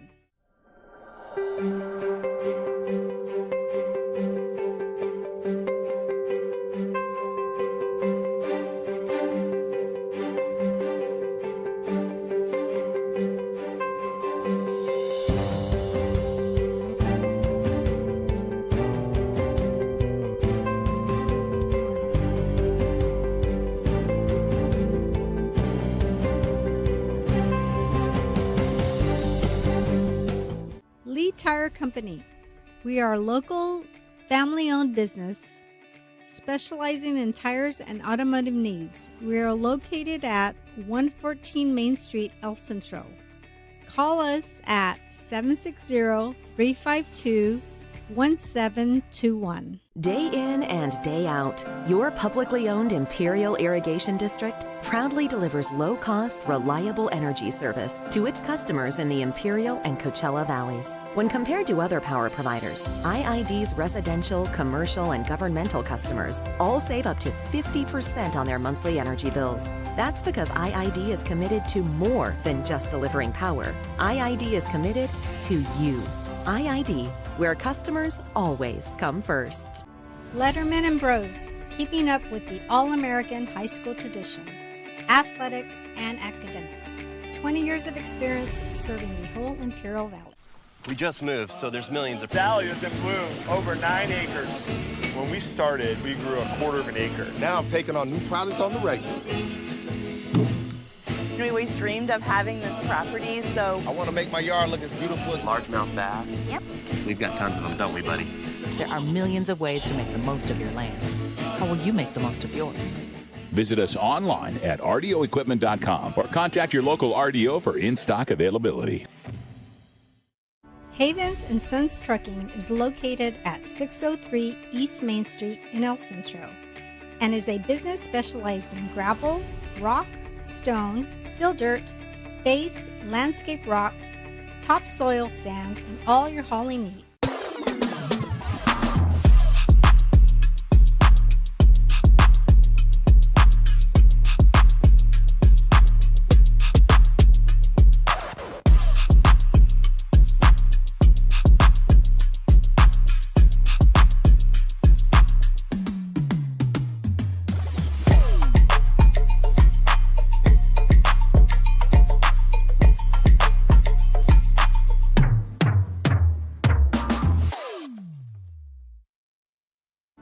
Bros, it's that time of year again. Team shirt options are available and ready to go out for adult, youth, and toddler sizes. Call us and let us know how we can help at 760-550-6878. At Burgers and Beer, our customers are like family. Let's hear what a few of them have to say about us. We're here at Burgers and Beer with the best burgers in town. We get to sit together and enjoy the great food. I like from Burgers and Beer is in the lemonade. For the fresh iced tea, whether it's breakfast, lunch, or dinner. This is wonderful, very fast, very efficient. I love the great food and family environment. I love the burgers and the customer service. So come and see us and find out for yourself at Burgers and Beer. Imperial Valley College is the #1 community college in the nation. Winner of the 2023 Aspen Prize for Community College Excellence.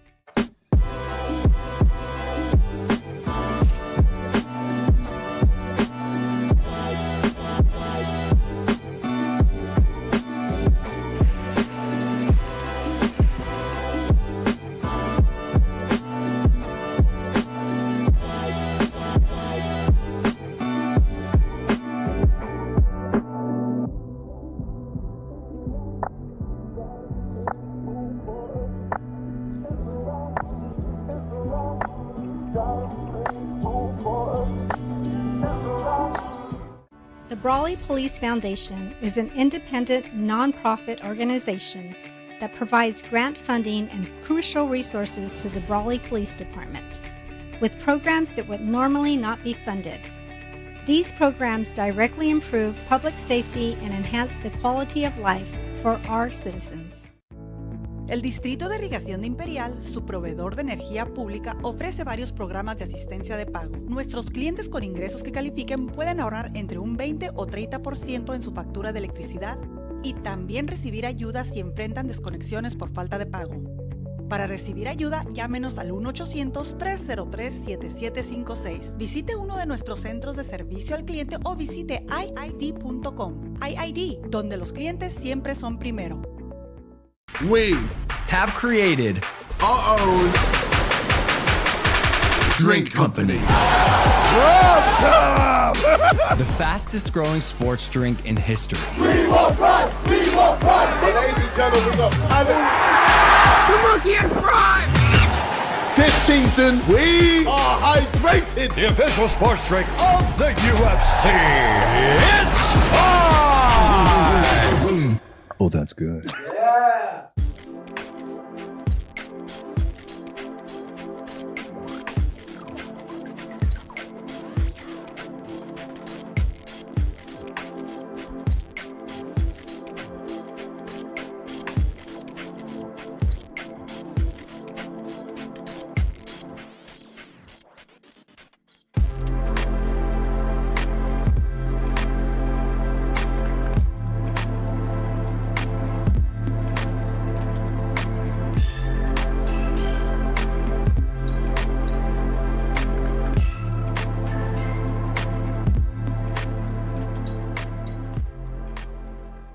Could you use help with your electric bill? Imperial Irrigation District, your public power provider, offers several payment assistance programs. Our income-qualified customers can save up to 20 or 30% on their electric bill and also receive assistance if they face service disconnection for non-payment. For assistance, call us at 1-800-303-7756, visit one of our customer service centers, or find us online at iid.com. IID, where customers always come first. InnerCare since 1970. When it comes to healthcare, InnerCare is here to help, with locations throughout the Imperial Valley. InnerCare, improving the health and wellness of the community.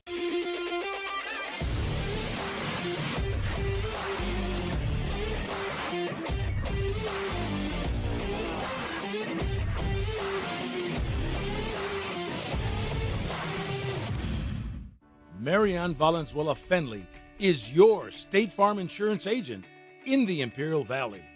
And like a good neighbor, she's located at 528 G Street. Well, we're back live. It's halftime here at Imperial High School, where the Tigers and the Bulldogs are getting it on. It's a 9-7 lead by the Imperial Tigers. But I want to send a shout out to Donald Maher and his kids, Andrew, Liam, and Olivia from Whittier. So big shout out to Donald Maher, and of course to Mr. Raul Alvarado from the class of 1953, and the gentleman worked for the city of Calexico, known as Mr. Mexicali from 1965. Thank you for tuning us in.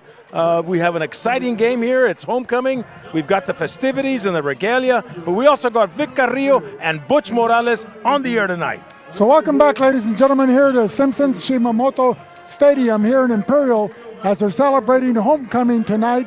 We'll have a special visitor all the way from Dallas, Texas, in Roy Platt, who was recognized before the game as a Hall of Famer by the Imperial Valley Coaches Association for the 1980s. He wasn't able to be here to receive his award in the spring banquet, but he's here tonight. He's currently being interviewed by KXO, and hopefully we'll have him on the air prior to the closing of halftime. But with me right now, we have our offensive guru in the sky and with a mic, and that's Tony Butch Morales. Hey, welcome. we're a great game. Thank you for having me here today. I'm excited. A great, like I mentioned, festivities, smell in the air. It's wonderful. And not only that, we got a great ball game, 9-7, close game. So right now, it's a time for them to make adjustments and see who prevails in the second half. Well, it was a game of ebbs and flows. Imperial started out hot in the first quarter. They looked like they were going to run away with it, but the Calexico defense was resilient. After overcoming a couple of miscues that weren't planned, they were able to get an offensive drive going in the closing minutes of the first half, and then a beautiful pass from Bobby Montejano to receiver Marco Esquer got the Bulldogs their first 6 points, and then a Dominic Diaz extra point. But the safety in the end zone is the difference in the score, 9-7. It's a game of adjustments. They have to make adjustments. So far, what you've seen from Imperial Tigers is that defensive front and the linebackers just dominating. The Calexico hasn't been able to get their running game going. They've had to make some adjustment with the pass, and they've been successful. So they got to figure out a way when the linebackers are coming forward to just get them right behind them and figure out the way to move the ball and keep on driving and keep the offense on the field. Now, Imperial has displayed a balanced attack, but most effective between the 20s, not inside the red zone. And as a result, the score is a close 9-7. What do you foresee in the second half for either of these teams to be successful and pull out the win? I think the Imperial Tigers will keep on doing what they're doing. I think they have an edge with the defense, and Calexico just has to make adjustments and find ways how to get their best athletes in space. You get them in space, that creates one-on-one with the defense and a bigger probability that could break a tackle and make a big play. And the Imperial Tigers on the offense haven't been able to get rhythm either. Calexico's doing an okay job passing, stopping the pass. They've been successful running the game, but Calexico's made some adjustments and keying on their running game, and they've made some stops. That's why we have a close game. Well, some of the offensive standouts for the Imperial Tigers, who are hosting tonight's game, the league opener here for 2023, have been Jared Ayala at quarterback, the running of Andres Castro, the receiving of Jared Nixon, along with Jaden Lopez, and an occasional play by Joel Villacampos, but they haven't been using him too much as they're relying on his defense as he's a returning defensive player of the year. On the flip side, Calexico relying on the passing of Bobby Montejano. The running game has been non-existent thus far, and it's been the receiving of Marco Esquer. Well, quite frankly, they got a little lucky with that big play and that big pass to Loera Rodriguez. So now they got to figure out how to establish and get continuity and establish a drive, how to get momentum and keep the momentum and not make big mistakes. They've shot themselves in the foot a couple of times with a couple of holding calls, and that's going to hurt them. Boys, we've got Joe Apodaca coming up the stairs, and I'd like to send a shout out to our police department, Jonathan Rangel and the A-Team. Thank you for doing all that you do down at the Calexico Police Department. We are behind you, we're proud of you, and keep up the good work. Thank you very much, the A-Team for the Calexico PD. And since you're talking about shout outs, Diego Macias, an employee at Home Depot and an ardent fan of Valley Sports Network, watching the game tonight. We hope you enjoy the second half. As ladies and gentlemen, we welcome the esteemed principal of Imperial High School, Joe Apodaca, who's lent his leadership skills throughout the Imperial Valley. He's a Central High School alum, played college football. He worked at Calexico High School as a teacher, an athletic director, a football coach, and then moved on to Hopeville, I believe, and then here at Imperial. Joe, welcome to our show. Hey, Mr. Carrillo, it's good to see you, man. Good to be here. And you know what? Not only was a teacher and a coach, but a damn good one. Well, I don't know how good, but maybe in other areas, right? Well, Joe, Imperial's been recognized for their outstanding academics, athletics, their overall wellness here in the Imperial Valley and recognized by the state. And that starts at the top. But the backbone of anything are your teachers, the staff, and what have you. More importantly, giving your students every opportunity to be successful. Elaborate on that. Well, we do have here at Imperial, I'm just happy to have a place at the table, as they say. But you're absolutely right, Mr. Carrillo. With the backbone of what we do here, the heartbeat of our school and our success goes to our teachers. And I always say the teachers, our teachers are the heartbeat of our school.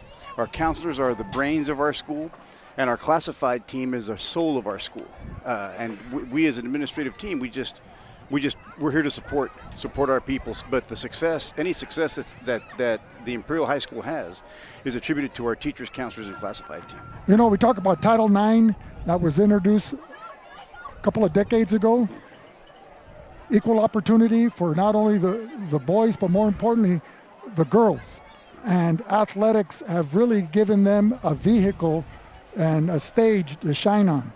And Imperial has enjoyed success in volleyball, basketball, softball, soccer, what have you, not only in the San Diego section, but throughout Southern California. And now you add girls flag football to the mix. How has that opened doors here at the school, not only with participation, but enthusiasm? Well, Mr. Carrillo, it opens up definitely the participation piece, because it allows for more Tigers, more students to participate in athletics and any other extracurricular activities. As far as the opportunities for participation in general, you know, we have the girls wrestling, we have softball, just like you mentioned, we have volleyball, girls basketball, girls soccer, girls golf, and it just opens up all kinds of different opportunities. And, you know, it's been many years here, and I have to say that our athletic program has had success, and even among all of that, the majority of our student athletes have excellent grades academically. And, you know, Victor Cruz is our athletic director. He's been here for about 24 years and has done just an awesome job building this athletic program really from the ground up. I mean, he was here when there were like 500 kids here, 600 kids here at Imperial High School. Now we're pushing 1,400. And, you know, Victor Cruz is out there coaching. He's the AD, and he's our director of security and handles our attendance. So that's a huge testament. I just want to make sure that, you know, he's a big part of our success. Well, it's been known for quite some time throughout up and down the state that Imperial is one of the 5 fastest growing bedroom communities here in the state as far as building is concerned. As you drive through Imperial along Austin Road or along Ayton or Highway 86, you see all the building taking place on all the beautiful homes that are being built, which creates an impact on your enrollment and your student population. But what about all these demands on your facilities? The football fields, the ball diamonds, the soccer fields, the gymnasiums for wrestling and basketball. And how's the school board, how's the community responding to this as far as future physical plant growth, if possible, down the road? Well, Mr. Carrillo, I tell you what, I think we're truly blessed to have a board of trustees who is nothing but supportive. We have superintendent, our district office, you know, Brian Thomason, Roger Rubalcaba, our CBO, Gina Hendricks, and our director of curriculum and instruction, Summer Eras. We have a very, very huge support system here, and we're growing crazy. I mean, extremely fast. And everyone's working together collaboratively with the board, with everybody, to try to keep up with the growth. You know, we have the NPR that just came. We're looking at modernizing our CTE classroom with our new welding areas for ag. We're going to be working on the possibility of looking at some other resources to help with, you know, we have the new track that just came across. You know, I was talking to Mr. Platt before the game, and he was still here when it was dirt, and he's got some fond memories of that. But this is also an upgrade. Now, are we where we want to be? Absolutely not. But making small steps, as long as we just keep moving forward. But you've got the carnival atmosphere. Every time we come to Imperial, we've got the barbecue in the air, we've got the concession stands, we've got the band that does an outstanding performance.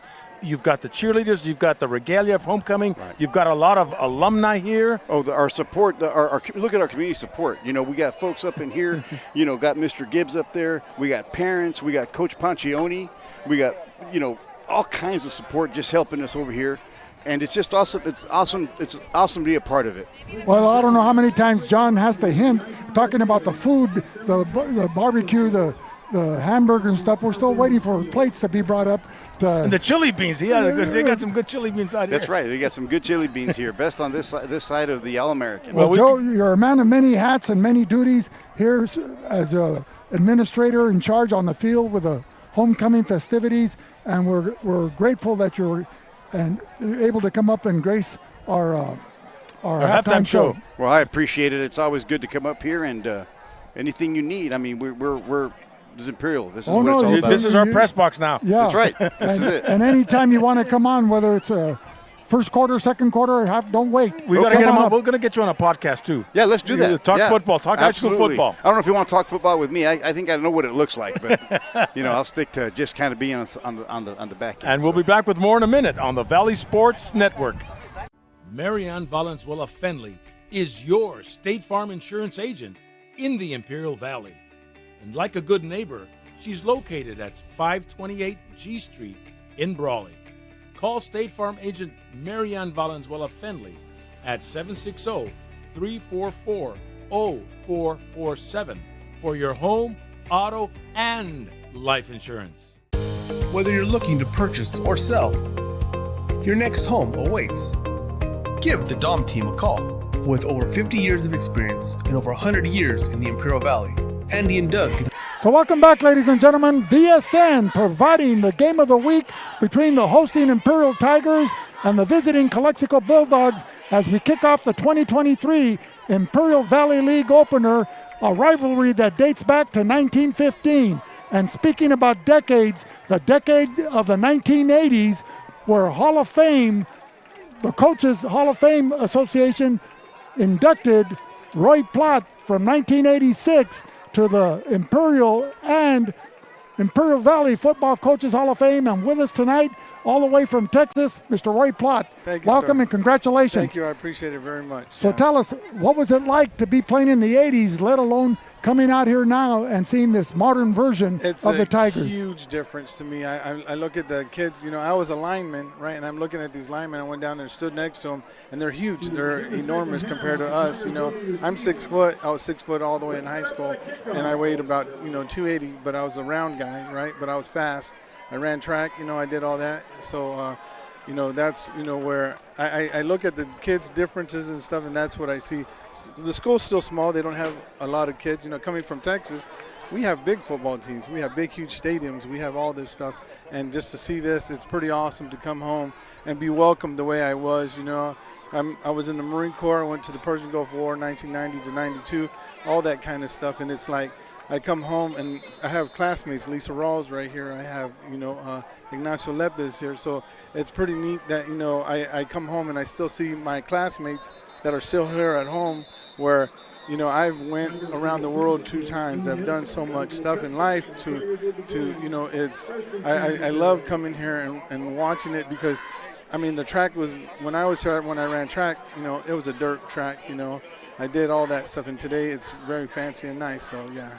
Well, it's Friday Night Lights, Small Town USA, Imperial, the family atmosphere. Absolutely. And you're never forgotten, and you're always welcome. Yeah. And if the viewing audience thought that since you said you were 6 feet, they might have thought, looking at me, that I was 5'6" or 5'4", but I'm sitting in a lower level. That's why I moved up once I could be taller than you.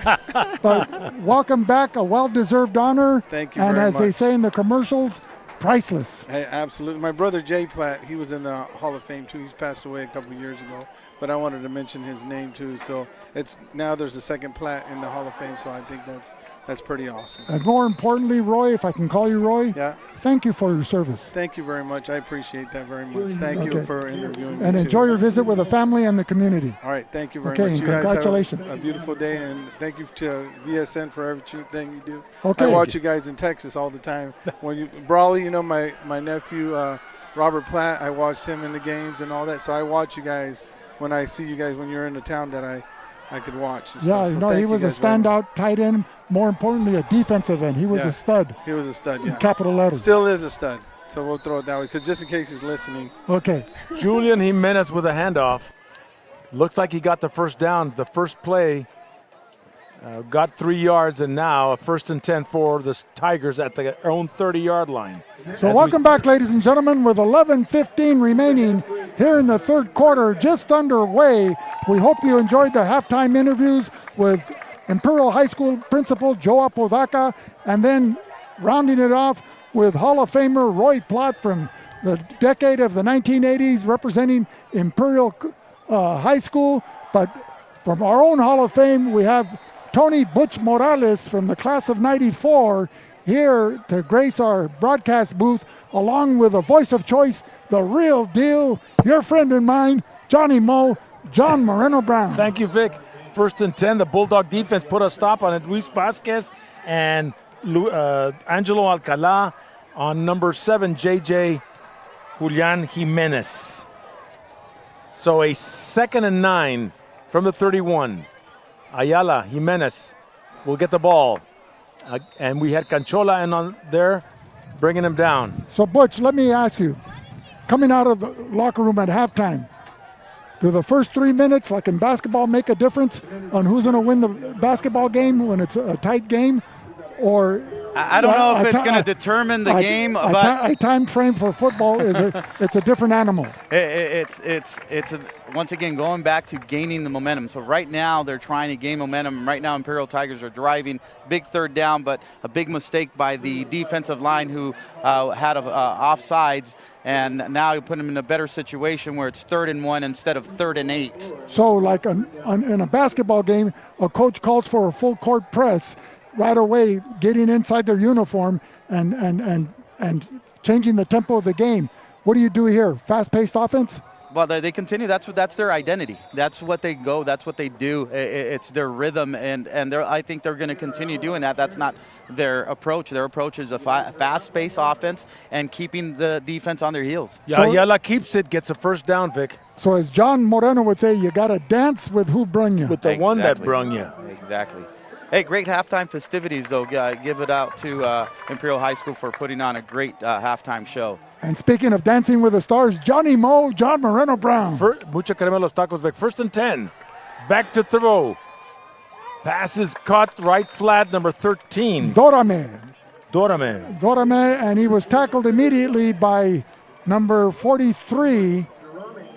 The defense is doing a great job protecting the big play. Imperial Tigers looking for a big play up and over the top, but they haven't been able to basically commit to that and also execute it. 2nd and 6. They got to get to midfield for a first down. Imperial with the footballs. Shotgun snap for Ayala to Jimenez. Finds a little hole there and picks up 5 yards, bringing up a 3rd and 1 at the 49. They're changing the pace with J.J. Jimenez now, who didn't get a lot of touches earlier in the first half. So now they're actually running him. So I like the little change of pace that they're using. And they're running behind the blocking of center Apodaca, guards Fierro and Alvarez.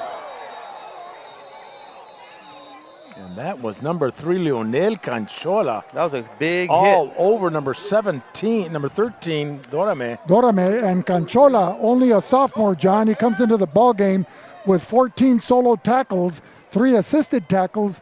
He had 17 when the game started, but he's made his presence felt with 8:27 remaining here in the third quarter. I love that he has his brother playing on the same team. He has his dad, who right now is basically calling the defense Mr. Coach Canchola, and due to the absence of Mr. Leo Pacheco, or Coach Pacheco is not in today, but he's doing an outstanding job so far. Going for it on 4th down, and looking like he may have got it. Maybe not. They may call for a measurement. No, he didn't get it. So Calexico will take over on downs as they hold that stance there. So 1st and 10 for the Bulldogs. We had the ref on this side giving them a better mark than the ref on that side. So curious how they come out with the mark. So 8:20 to go, third quarter. Still 7-9 Imperial on top. Hey, John, I want to just clarify one thing. Earlier, I brought up the Robles brothers. Shout out to them. And I forgot to mention Gilbert Robles. I want to say hello to you. And I know you're up in the Bay Area listening. My apologies. I hope you're okay with that, man. Have fun with this game. Noel Gastelum takes it. Picking up, looks like 6-7 yards. It took a whole pride of Tigers, John, to bring him down. Or is that only used with Lions? Yeah, it's a pride of Lions, Vic. Yeah, we're going to have to Google some of this stuff. That was a good hard run. Who was it? Noel Gastelum, number 21. And he did pick up good yardage on that. He'll bring up a 2nd and 2. He picked up 8. Hey, John, if Calexico has the ability to establish the run, they're going to be giving the Imperial Tigers a hard time. Well, Calexico is mostly a running team, but they've been passing really good. So Bobby Montejano. False start.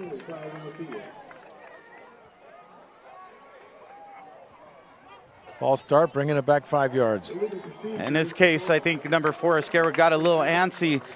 Possibly a big play for him that he saw when you get your adrenaline rushing, and you need to stay calm. You can't make those easy mistakes. And he was in the slot on the right. So, Butch, just to give a little shout out to the local school systems here, in particular tonight, right? We talked about Imperial, we've talked about the Central High School District. What about the McCabe School District? Is that where your kids went to school? Yeah, they have been there. I have a daughter who's a sophomore right now, went through the McCabe-Korfman program there. I have my 8th grader right now who been there, and my 11-year-old 5th grader. It's a great school, great people that work there, great education. They push the kids to strive for big goals, and I have nothing but compliments to all the teachers that I know, and I've come in contact to know the outstanding. The administration is awesome. I love them. I love the fact that they go there and they have a great time. Well, speaking of the Greeks, John, as Demosthenes, that great Greek orator, said, the foundation of every government is the education of its youth. Absolutely. So take that, you Romans. Well, they copied the Greeks anyway. So 3rd and 6 at the 45. Gastelum is in the backfield with Bobby Montejano. Taking to the left side, but nothing there. Ethan Reeves with the tackle. Great read. Was able to shed the block and get back to the running back. Ethan Reeves, an outstanding defensive linebacker for the Imperial Tigers. He's one of the foundations that Coach David Shaw was relying on coming into this season, along with Joel, Villacampos and Joe Apodaca, just to name a few. And going for it on a 4th and 6. This game is Frankie Loera split to the near side. John, this game has too much importance, and it's too close to not go for it. And Bobby was going to go in the air. Marco Esquer with a 1st and 10 and more inside the 20-yard line. Outstanding catch by Mr. Marco Esquer. The ball wasn't placed perfect, but he was able to retrieve that pass by Montejano. Brought down by Bo Zinn. Number 28, but he threw it where only Esquer could catch it. Now that was a great catch. Good, decent ball, but if he would have hit him on stride, that would have been a touchdown. It's a game of inches, John. I mean, Vic, if you miss it by 6 inches, it could be a perfect pass, allows him to keep running and score, or allows him to turn and lose his momentum and get tackled. Around 5 minutes to go, 3rd quarter. 1st and 10, Calexico at the Imperial 20-yard line. Bobby Montejano. That is Leo Canchola. Right side. Gets a lot of room and takes it in the 10-yard line up. Does he get to the 10-yard line? No, not quite. Not quite at the 12. Knocked out at the 12-yard line. So a 2nd and 2 as the Bulldogs are knocking on the door once again. 4.5 minutes to go. 3rd quarter. Seems like the Bulldogs are building that momentum, getting into the red zone. And see, it's difficult, as you enter the red zone, your playbook kind of, closes a little bit or gets shorter and shorter. We have to be able to somehow create a play to get in the end zone. Oh, little razzle-dazzle in the backfield. Is that Andrew Rivera back in there? Yes, Andrew Rivera stopped at the line of scrimmage. Now you have a certain number of plays that you're going to practice on during the week that you're going to use from the green zone, the 40-yard in, and then when you get to the red zone, the 20, and then inside the 10. But it's not like you don't open up the whole playbook. You may have 4 or 5 plays, a couple of runs, a couple of passes, a couple of counters, or a trick play. Absolutely. You got to find a way to kind of work with the field, if you will. Right now they only have, about maybe 30 yards to work with, or to 20 yards to work with, and that limits the play calling that you could actually use. So they got to be creative. 3rd and 2. Leo Canchola finds room, gets a 1st down, takes it inside the 10, and move those chains on a 1st and goal for Calexico. So 3:18 remaining, and Calexico picks up a 1st down here in the 3rd quarter. The clock running. Hey, those Bulldogs, the offensive line, are doing a great job controlling the offensive line the entire drive. They're pushing those big defensive linemen for Imperial Tigers back and creating holes. That's Christopher Nunez, number 72 at center. The guards are Rodriguez and Sanchez, 51 and 59. The tackles are 73 Guzman and 62 Alvarado. I don't see some surge of urgency, if you will, for your Tigers. They seem kind of flat. They don't seem like, that they have to somehow get the ball back. Like I mentioned, sense of urgency, that's what I'm looking for. It doesn't seem like they have that energy. Tonight's game is brought to you by Esquer Realty. Discover your dream home with Mark Esquer Realty. Our dedicated team is committed to finding the perfect property for you. Trust Mark Esquer Realty for all your property needs. The Mark of Excellence. By Burgers and Beer, the best burgers in town in El Centro. Open 7 days a week, and come watch the VSN Game of the Week at Burgers and Beer. By the El Centro PD, we are dedicated to serve our community through partnerships, professionalism, and uncompromising excellence. Quality of life, protection, and service is our commitment. By Imperial Valley College, the #1 junior college in the nation. By RDO Equipment, sells the best brands. John Deere. RDO Equipment is what you need for your success in the field. By La Fonda Bar and Grill, a fiesta of flavor in every bite. An El Centro tradition, La Fonda Restaurant, Bar and Grill. And by Letterman and Bros. Have you earned your varsity letter? We'll get your Letterman jacket started today at Letterman and Bros, 693-5034. Ask for Dan. By Sanders Incorporated Architecture and Engineering. Experience innovative design with Jimmy Sanders, a proud supporter of high school football in the Imperial Valley. First and goal for the Bulldogs, Vic. Well, John, when you have a gang of Tigers making a tackle, they're called a streak of Tigers. A streak of Tigers. That's good. I'm glad you Googled it, Vic. Where would we be without that? Bobby Montejano decides to keep it. Takes it, gets a couple of yards. Running between the blocking of Sanchez and Alvarado, trying to push back that formidable Tiger wall.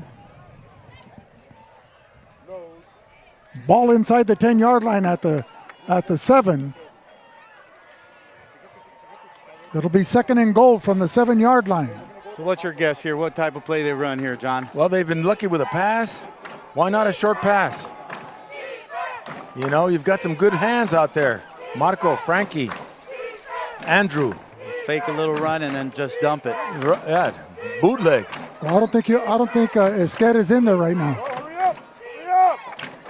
Canchola is in there. Yeah, Esquer is in there, Vic. Canchola takes it to the left side. Pounds his way and goes deeper. Does he get in the Great touchdown? Run. Calexico from 7 yards out. Leo Canchola takes it to the house. Didn't I call that, John? Fake the dive, fake the counter, give it back to him. Well, you had all the receivers right tight on the left side. That was heart right there. There. That is heart. When you have, you got 2 yards and you need to get them, and you get a plethora of Tigers at you, and you just run through them and have the will not to go down and get in the end zone. That's exactly what you need for momentum to build. And looks like there was movement on the line. 13-9, Butch. Do you go for the extra point as Calexico is, or do you try to get 2 to make it 15 tonight, a 6-point advantage? Or right now, the way the score is, Imperial could take the lead with a touchdown anyway. Yeah, I'd go for 1. They got a great kicker that can make up the point. Any points, you don't want to leave points on the board. Okay. At this point. Well said. And you've got a good kicker in Dominic Diaz. You go to the 25 on a fourth and long, and he'll get it in between the uprights. Marco Esquer, number 4, with a hold. They got it. He did it. And so, with 1:39 to go, third quarter, 14-9, Calexico. We'll be back with more in a minute on the Valley Sports Network.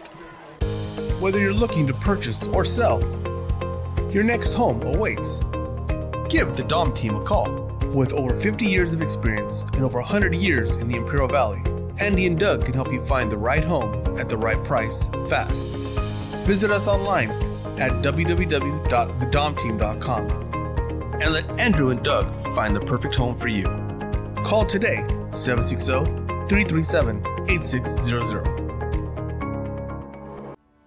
Ojeda Industries is here to offer solutions with exceptional products and services for all your agricultural, industrial, and power transmission needs. It's Ojeda Industries, hydraulic repair service in Brawley at 1698 Jones Street. Call us at 760-623-7299. Back live at Shimamoto-Simpson Stadium on the friendly confines of Imperial High School. Calexico's up 14-9 in the third quarter. 1 minute 39 to go. Dominic Diaz kicking off. End-over-end kick. It'll be fielded by number 28, Bo Zinn. And Bo is brought down at the 35-yard, 36-yard line. So that was Bo Zinn, number 28, returning that kickoff. So Imperial will take over at their own 35, make it 36-yard line. They're going right to left or north to south here at Shimamoto-Simpson Stadium. A beautiful night for football. I think Imperial's stunned, to be honest with you. I don't think they expected this from the Bulldogs. I think that they were probably thinking they were going to come in and roll through them. And it's an exciting ball for right now that the Bulldogs are playing good football. Okay, Ernie Avila from the class of 1974 is up here watching his niece, Ernie Avila, and all the Avila brothers, all IVL, all four of them. Congratulations. Oh, well, all DVL. Okay, DVL. Same thing. All league, all valley. Okay. Okay. Well, even their nephews were also IVL. And Eric. And Adam Avila. Adam Avila, who's a great coach. He coached my son and does youth wrestling as well. 1st and 10 for Imperial. Castro's back in there. Fakes it to him. Shoots it right side. Oh! And that was number 2, Andrew Rivera, putting the stop on number 13, Dorame. You can't throw the ball and just loft it that way. You got to throw it with authority, throw it with a purpose. You're a moving target. You're a defenseless man. He left too much air under that, didn't throw it with a purpose, and it took a while, and the defense reacted to that. But right now, like I mentioned, the Imperial Tigers are stunned. They don't have a solution. They're rattled, and they don't have that sense of urgency. I can't pronounce it. Sense of urgency. They need to somehow get yards here. Well, 2nd and 10. Ayala certainly has the talent and ability to throw the ball with more velocity. Well, they're giving it to Castro. And Andrew Rivera in on the stop, but not till Castro gets about 8 yards. Bring up a 3rd and 2, and they'll spot the ball right at the 44-yard line. The ball right at the center of the field in between the 2 hash marks. Castro didn't give it to him this time. And that is the quarterback. Ayala finds a lot of room, a big hole. Brought down by number 13, Frankie Loera Rodriguez, saving a possible touchdown run there by Ayala from his quarterback position with that fake dive and a keeper, and just running up the middle of the Bulldog defense. Going in the air. And no.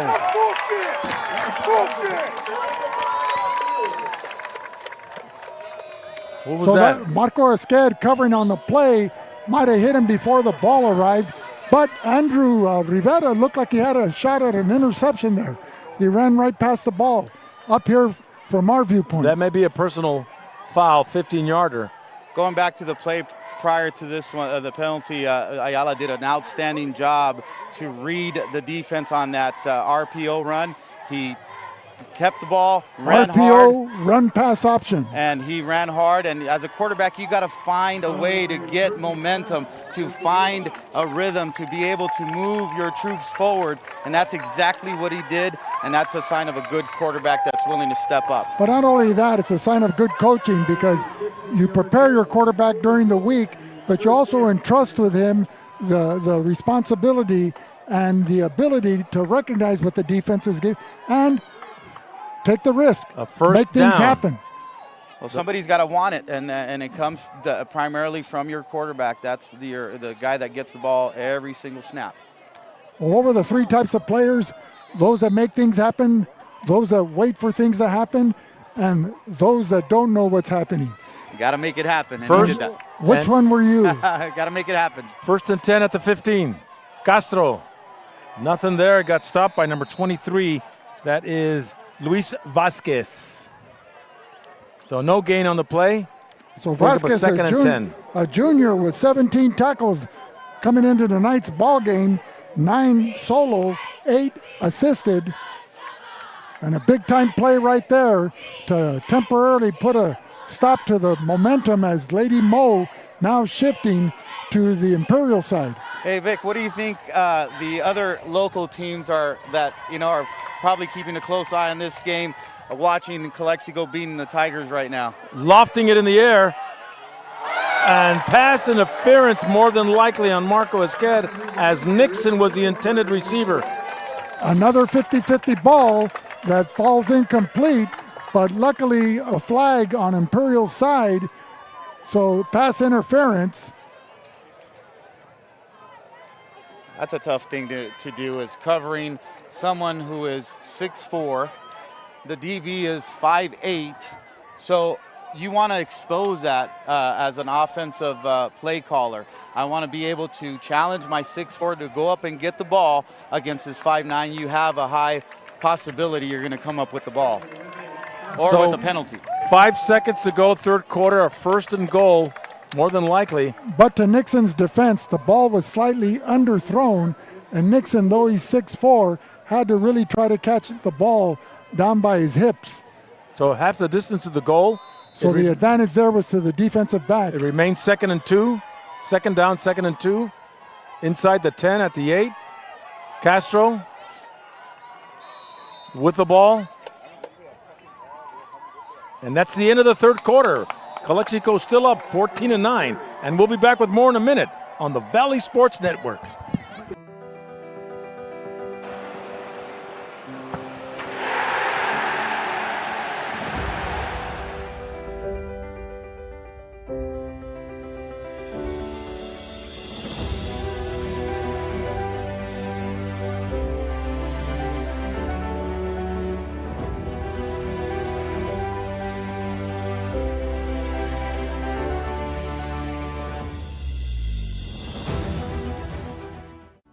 Imperial Flying Service, taking care of the entire Imperial Valley with all your aviation fuel needs.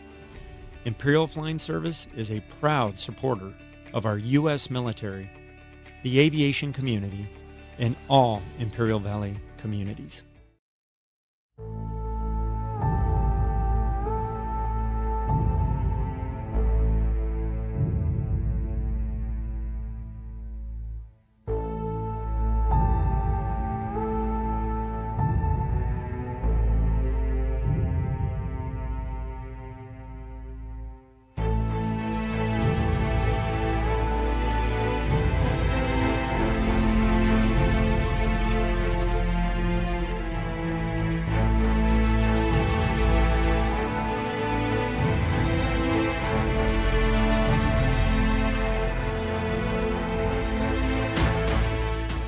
Back here live as we start the fourth quarter of play. The Tigers are knocking out the Bulldog door on a 3rd and goal at the 1? No, I think it's at the. They're doing something out there. Maybe at the 5, 6. Okay, yeah. Probably at the 5. At the 5. Well, Joe Podaca, the center, goes at 3rd and they got 1 yard to go. At 260, or they have him at 270, 6-footer here on the roster. Malik goes at 285. 3rd and 1. They can get a fresh series or a touchdown. Number 70, Ethan Aguirre Fierro, the right tackle, goes in at 295, 6'2". So there's a wall that they can run behind there. 26. He got enough for a first down. Castro. So they get a fresh series. So running behind the blocking of Apodaca and Maximus Alvarez at 240. Able to get the Imperial Tigers a much needed first down as we just get the fourth quarter underway. 11:45 remaining in the fourth quarter. Calexico 14, Imperial 9. Castro again takes it across, scores. Does he make it? Yes, touchdown Imperial. Castro from a few yards out scores for the Tigers. A great drive for Imperial Tigers here. They drove from the opposite end all the way, and then fourth quarter took advantage of Calexico mistakes. Yep. So now Joel Robles will be coming in to split the uprights. Or would you try a 2-point conversion to give yourselves a 3-point lead? Because you got good kickers in this game. Yeah, I think they're going to go for 2. They're lined up as they're going for 2, are they? Well, they're discussing it now. They're going to call timeout to discuss it. But you miss it here, you get 1 point. Got Calexico, good kicker, gives them a chance to take the lead.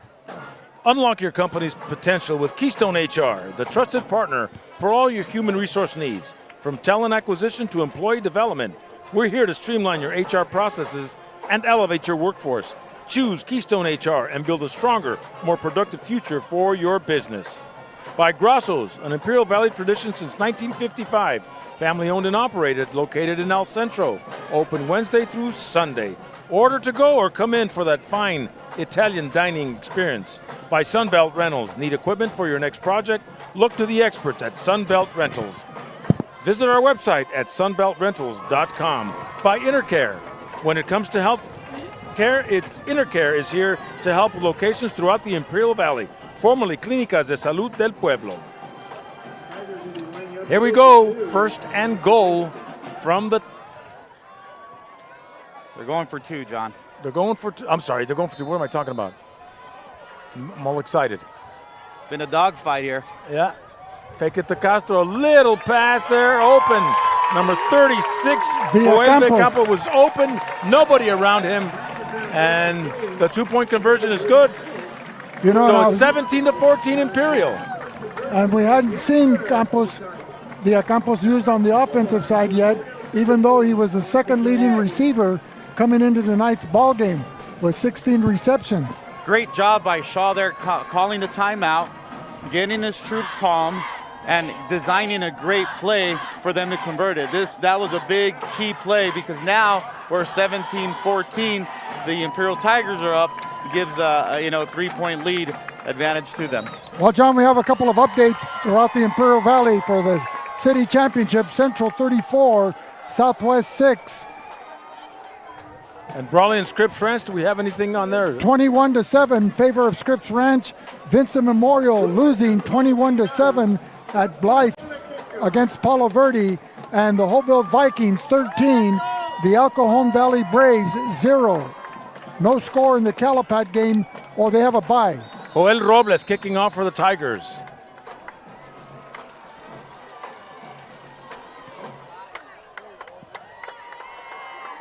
And this time it goes into the end zone where the Calexico Bulldogs will take over at the 20.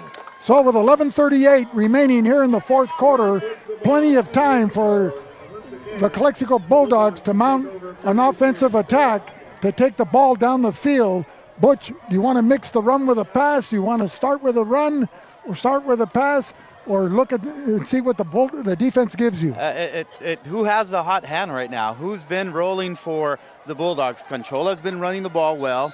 You got the quarterback Montejano, who's been passing and running. So they've been doing a good job mixing it up, and we'll see what they go with right now. And the sure-handed Marco Esquer has been coming up with clutch receptions. Yes. Montejano and Conchola in the back. Bad snap. Montejano sacked. And that was number 7 for Imperial. In to make that stop, Julian Jimenez, the linebacker.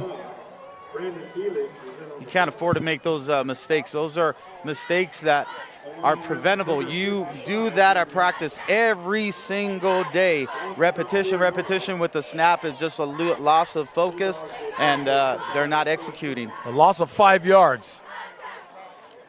2nd and 15. Well, this is Calexico's game to win. They have the ball, 4th quarter. They're down by 3.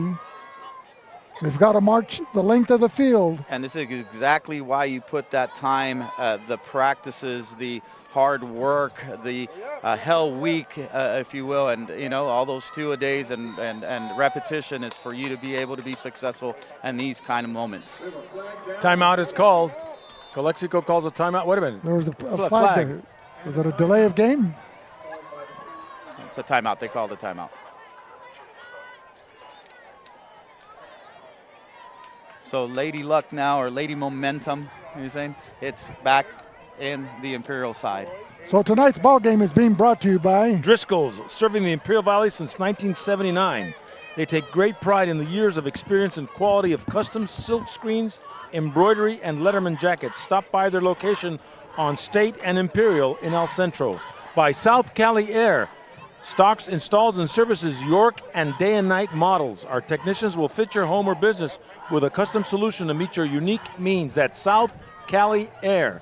By the IID, your local public water and energy company, providing you reliable water, service, and energy to the Imperial Valley. We keep the lights on and the water flowing. So Calexico with a 2nd and 15 from the 15-yard line. Montejano and Canchola in the backfield. Montejano with a shotgun snaps. Marco Esquer runs into his own player. It should have turned it up the field. And not able to get to the outside. And loses 2 yards. Excellent defensive pressure provided by number 53, Aaron Arispe, holding his position with the offensive lineman and not giving Esquer a running lane. 3rd and 16 from the 14-yard line. 10 minutes to go in this football game. So the Tigers relying on Ethan Reeves, number 9, from his defensive end position, and nose guard Joe Apodaca as a penalty flag thrown by J.J. Jackson, the head referee wearing the white hat. False start.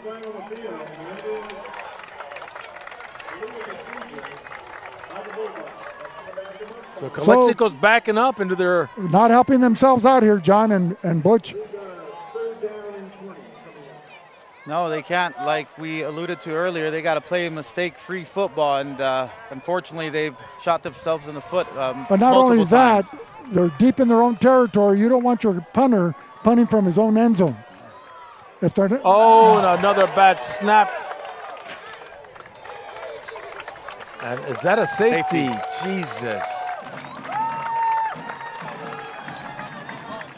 So, well, it's going to be a 5-point game. What does that mean? It means Calexico has to look to score a touchdown. But they got to kick off, and they don't have the ball right now. Right, but the field goal now is not under consideration. So Calexico has to make a defensive stand after this kickoff, this free kick, and then get the ball back and try to score a touchdown. Now what you want to basically communicate to your defense is, let's get that football. How do we make either a defensive stop or turn the ball over? This is when it's critical. This is when you really got to focus on how to create a turnover, how to punch the ball off of running back. Just find a way. Now from the Imperial side, when they get the ball on their first offensive play, depending on how successful they are on this kickoff return, do you go for the bomb on the first play to put the dagger in their heart? You can. That takes guts. But what you want to do is establish a run game. Maybe have a drive, eat that clock down, get it down to a minimal, time, so we can. Or a play action, and then go for the deep one. You still have 3 other downs to get that first down. Come on, Butch, you got to think out of the box. What happened to that gunslinger mentality? Hey, you're up in the game. Now it's time for you to eat that clock, and regardless, what they say is just win. Do you play to win or not to lose? It's either or. Nice end over and kick by Diaz. Touched by Bozin. Takes it up the field, finds some room. Down the far sideline, he's got Dominic Diaz, the kicker, stops him inside the 40, but not till he gets a whole bunch of yardage and excellent field position for the Tigers. Well, he was carrying that ball like a loaf of bread. I thought Calexico the kick coverage team might be able to knock it out of his grasp, but he turned on the afterburners and raced on the far sideline in front of the Bulldog bench into Calexico territory, the ball at the 37-yard line of Calexico. It's great to have someone that could actually run back kickoffs. You have that weapon. It's an extra weapon that helps out your offense. 1st and 10 from the 37-yard line. The Tigers going in. Castro. Castro is stopped and dropped. Number 23. And number 43. Luis Vasquez, along with number 43. Oscar Jimenez. He gets a yard, 2nd and 9.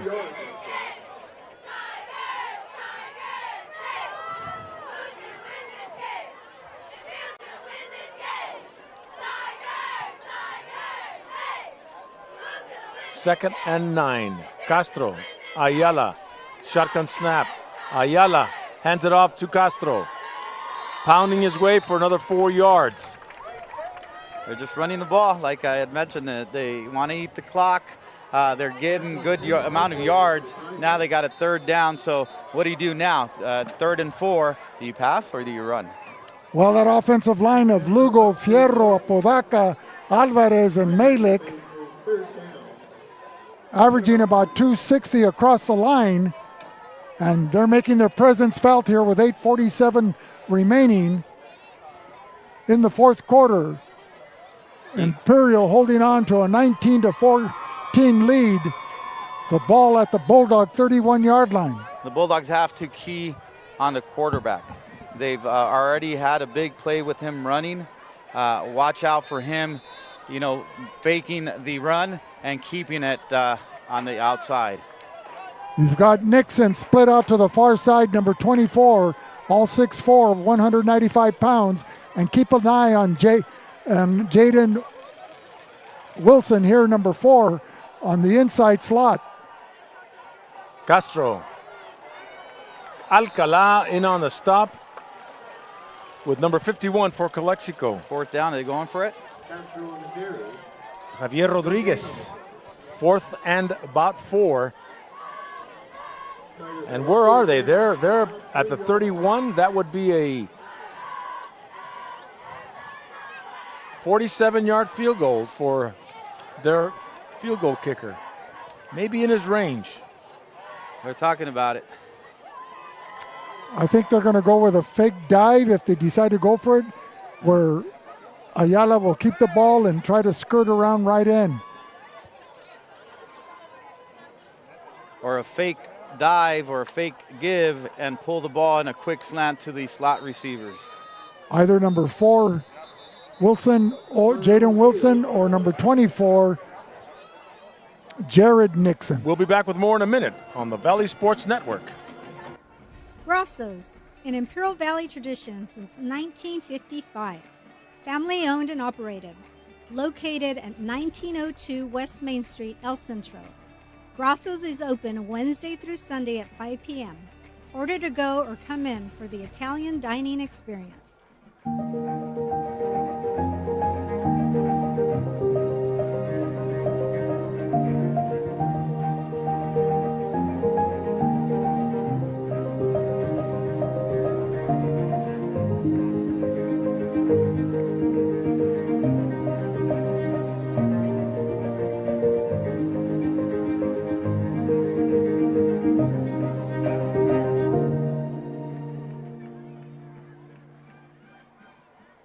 South Cali Air Conditioning, the #1 York dealer in the Imperial Valley. Contact them today for all your AC needs. Call them at 760-556-9901. We're back live at Imperial High School. It is the 4th quarter, 7:37 to go. Well, Imperial Tigers have a 4th and short. We should open up the phone lines. You make the call. Tight game, 19-14 Imperial. Spreading everybody out. Fakes the dive. Airs it out. A man is wide open. Touchdown, Imperial. Number 10. Mario Gayola. Great call. And that may put it out of reach for Calexico. An outstanding fake and pass by Jaden Ayala to the streaking Gayola, running down the near sideline to catch that 31-yard touchdown bomb. Butch, your opinion? Bad defensive play there. Unfortunately, the DB on this side caught himself looking in, not backpedaling enough, and getting depth to be able to basically cover that particular play. On a cover 3, one thing you can't do is basically get beat on the deep side above you. And that's exactly what happened. He bit for some reason in that play action. He has no business looking into it and getting and biting on that. He just needs to backpedal, get back, keep the receiver in front, which he didn't. He got over the top and got that play in. Could you expound on the difference between a cover 2 and a cover 3, and what was a defensive back looking for, and what was a quarterback eyeing as well? Absolutely. Cover 3, you got a defensive back, which is a corner, playing on the 1/3 from the hash mark to the sideline. His responsibility is staying off the ball about 6 to 8 yards and backpedaling. His zone area is the deep pass. The safety in the middle got from hash mark to hash mark. He's got to drop back and not get beat deep. And the other side of the corner, drop back and not get beat deep and keep everything in front. Cover 2, you got at the corner, you got the flats. Primarily you're up and you're basically covering the underneath routes. Okay, so a cover 2, you keep everything in front of you. A cover 3, you don't let anything get behind you. Well, yeah, you want to get basically keep everything in front. And the cover 2, the defensive back, which is a corner, he stays pretty much about 2 yards from the line of scrimmage, and he stays in the flat area. So his responsibility becomes the flat instead of the deep zone. And who has his back in case the receiver runs a fly pattern? Then you have 2 safeties. That's the difference between a cover 2 and a cover 3. You got 2 safeties, and the safeties' responsibilities from hash mark or middle of the field to the sidelines. That's if you go cover 2. So it's like a chess match between the offensive coordinator and the defensive coordinator, play by play. But that's, a DB on a cover 3 should never, ever, ever, ever get beat deep. Noel Gastelum couldn't get any yardage there, so we're 2nd and 9. That's the beauty of high school football and competition at any level. You know, you got to take what they give you, and sometimes you got to take what you want. You got to go get it. And the Imperial Tigers did. 7 minutes to go in this football game. Just like the Genghis Khan, John. Genghis Khan? 2nd and 9 at the 24. Montejano and Gastelum in the back. Looking over the middle. That's Frankie Loera. And guarded well by number 22 for the Tigers. That's Eddie Martinez. And that just proves my point on a cover 3. The defensive back for the Imperial Tigers is to get deeper than the receiver. And that's exactly what he did, covered it, and almost made a play on that ball. 3rd and 9. Butch, thank you for offering your keen insight to the viewers that might not understand all the intricacies of defensive football, or what they call it now. Before it used to be just cover your man. I love for defensive go man-to-man coverage because... Quick pass to Marco Esquer. And couldn't find much there, so it's a 4th and long. And going man-to-man, it's a lot harder for athletes to do. For you to cover a wide receiver that's coming at you and could go multiple directions, and you have to stay on them for the entire. That's why you don't see a lot of high school teams do that, because you have to have a gifted athlete to be able to play man-to-man against a wide receiver. And not only that, somebody that's quick on their feet that can make that adjustment at a drop of a hat or a turn. if the receiver cuts inside or darts to the outside. Dominic Diaz kicking off. And deep to receive, number 13, that's Dorame. What's his first name? Alfonso Dorame. Muffs the punt, is able to pick it back up. Breaks one tackle and is brought down there by number 3, Lionel Canchola. Lionel Canchola, only a sophomore. Leo Canchola, the senior. So Tigers with the ball at the Calexico 49. You know, John, one of the advantages of announcing here in the stands with the audience surrounding us is you can hear the oohs and the ahs, as well as pick up the cheers from the cheerleaders. And pretty soon we'll be yelling out, all set, you bet.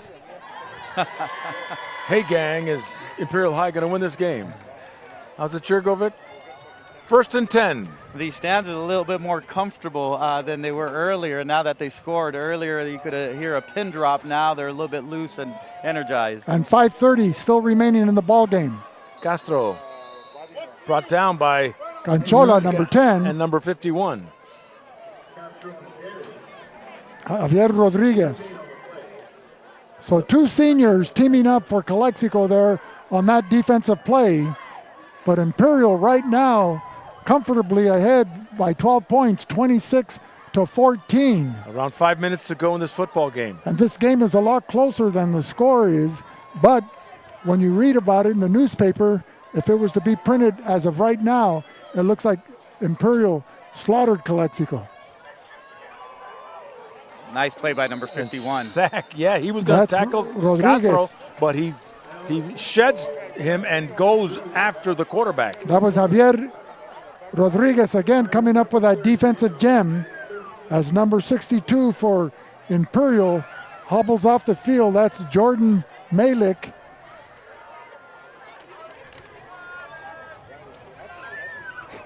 So 3rd and 13. Malik, a 6 foot, 285-pound sophomore, and still growing. On the other side of midfield, the Imperial Tigers. 3 receivers to the left, 1 to the right. Nixon. Castro just lowers his shoulder and takes it up to the 48 of Calexico. Gets back to the line of scrimmage and maybe picks up an additional yard. So it'll be 4th and 9. With a punting unit coming on to the field. Joel Robles, number 11. And Frankie Loera Rodriguez back to return. I wonder how many timeouts Calexico has. At times playing a big factor here. Being down by, 12? Yes. The 2 scores. Well, with the uncertainty of the clock and your timeouts, your pass patterns would probably go to the sidelines, right? Or try to get over something that works, allow them to gain yards because they haven't been moving the ball last couple of drives. Takes an Imperial bounce to around the 13, 14-yard line. When you're down with this amount of time management is crucial. It's super important for you to be able to manage your time because if you score here in the next minute, it still gives you time within a 2-minute window to get that ball back and put yourself in a position to be able to take over the game. But they got to believe that. They have to want it. They have to put their will together and figure out how to manage and drive the football. Well, they're down by 12 points, 3:11 remaining here in the 4th quarter. There's a penalty. What quick plays and big plays does Calexico's offense have in their arsenal? Well, they got to be able to quickly get rid of the ball and go to the outside and keep driving and have the defense, step up a little bit, get closer to the line of scrimmage, and then once you do that, then you could go over the top for a big play. And it'll go out of bounds at the 20. So Calexico will start from the 20-yard line with 3 minutes to go. One of the things that the Calexico has been lacking, in my opinion, is somebody that has the capability to make that big play. They had Morales last year, a big running back that could run and take it to the house any given time. They lack that. They got to figure out ways on how to be more creative with the offense and use everyone to be able to continually drive the ball into the end zone. Well, they were hoping for Andrew Rivera to be that guy, Canchola to be that guy, Alcala to be that guy, and Mark Esquer. They've shown flashes of brilliance, but let's see what happens now. And another bad snap, which didn't give much time for Bobby Montejano to do something with the ball. And that pass intended for Andrew Rivera out on the flat. He had him open. He just has to keep his composure and be able to fire the ball instead of lobbing the ball. Now, some high school offenses, and I'm going to use El Central Spartans as an example. They send 5 receivers out, 2 deep, 2 mid-range, and 1 safety valve that runs just right past the line of scrimmage as the defensive line is into the offensive backfield, and the quarterback will check down and just dump, and this guy has a lot of running space, pick up 15, 20 yards at a time. Montejano airs it. Marco Esquer runs to the far side, a first down and more, takes it to the 43, and thrown out of bounds by Villacampo. Did he go out of bounds? No, they stopped the clock with the first down. Moving. But going back to your question, there's multiple different concepts that offensive coordinators now develop, depending on, high, low, outside, they want to go.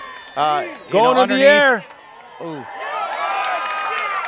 And they're fighting for it. That 50-50 ball intended for number 13 for Calexico, and that was Frankie Loera Rodriguez. And they're giving him the catch. Wow. Oh, he took it out of the clutches of Joel Villacampos, number 36, covering on that play. So Calexico with a much-needed first down at the Tiger 35-yard line. And Frankie is down. Well, John, we talked about a pack of tigers. They're known as a streak of tigers, but tigers usually hunt alone. Well, this is a team of Tigers that's got the 12-point lead against Calexico. So if we were talking about fruit, how do you like them apples? And we got a litter of Bulldogs. Hey, great game, though. It's been an outstanding game, both back and forth between the Tigers and the Bulldogs. It's exciting. It's fun to be out here. The atmosphere is wonderful. Everybody's having a good time and watching a great football game. Well, nothing's better than Friday night lights in small-town USA, and that's evidenced here in Imperial, California. This is a great match. A beautiful night for football. This is a great matchup. This is really good for the Imperial Valley, Calexico, and Imperial, going back over 100 years. Friday night lights. And what happened? He dropped his flag way over there. Boy, that's a fast referee. Look at him go.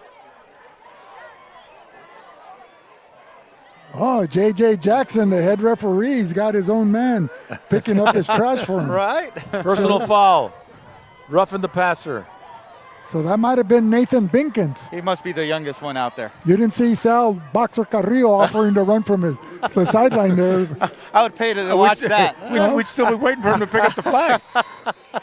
We'd have to bring him in with a light. I would literally pay for that. 1st and 10, Calexico. Bobby Montejano. Little pass there to Andrew Rivera. Evades the tackle attempt by number 22. But he picks up 7 yards. Of Imperial, Eddie Martinez. Not enough for a first down. It'll be second and a short 3. The ball at the 28. The clock ticking, approaching the 2-minute mark. Bobby Montejano with 3 receivers to the right. Looking in that direction. Airs it out. Marco Esquer touched. Oh! He dropped it. Went right through his hands, and he's grabbing his helmet in frustration.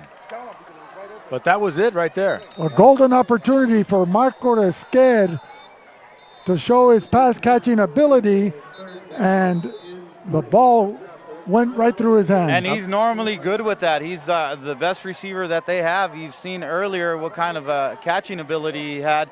But great job by the offensive line to give the quarterback some time. He had time to step up in the pocket and throw a good deep ball. It was there, fortunately. I was impressed with the accuracy of that ball, that pass, and the touch that he put on that football.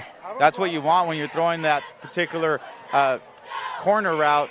You give it a little bit of air so he could run underneath it, and he put in a good spot, catchable ball. So, with 1:50 remaining here in the fourth quarter, Imperial 26, Calexico 14. The ball at the Imperial 28-yard line. It'll be 3rd and 3 for Calexico.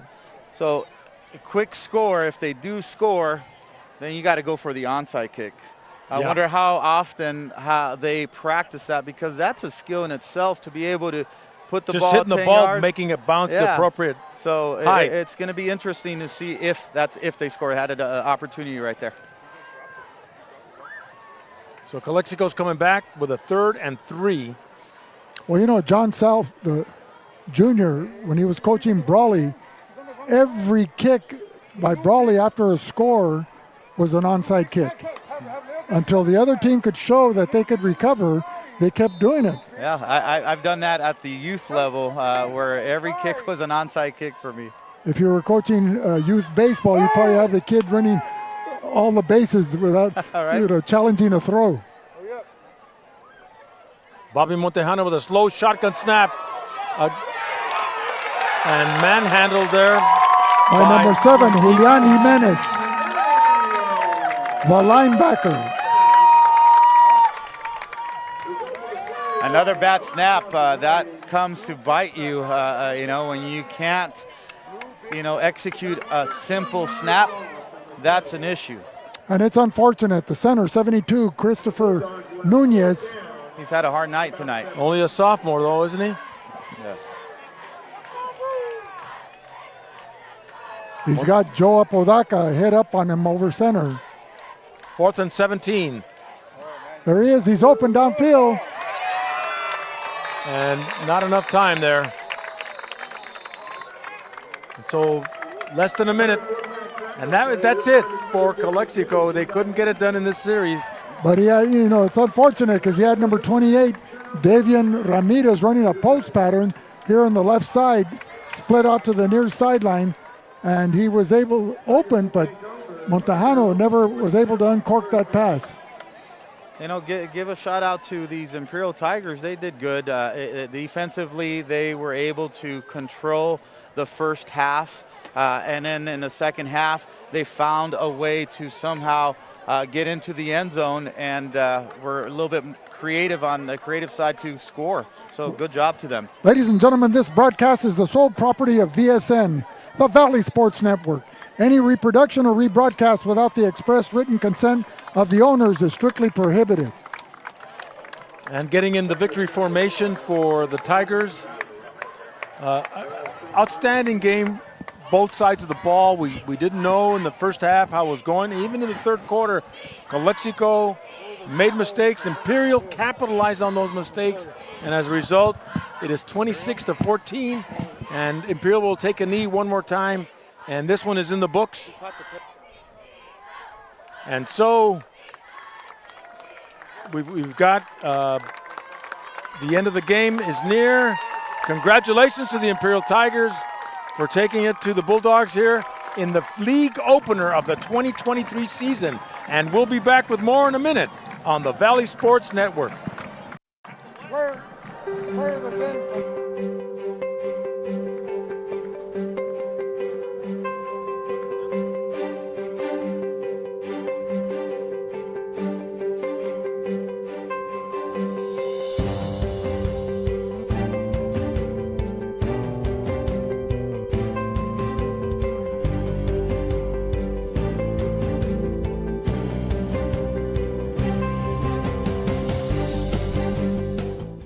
Tire Company. We are a local, family-owned business specializing in tires and automotive needs. We are located at 114 Main Street, El Centro. Call us at 760-352-1222 1721. Day in and day out, your publicly owned Imperial Irrigation District proudly delivers low-cost, reliable energy service to its customers in the Imperial and Coachella Valleys. When compared to other power providers, IID's residential, commercial, and governmental customers all save up to 50% on their monthly energy bills. That's because IID is committed to more than just delivering power. IID is committed to you.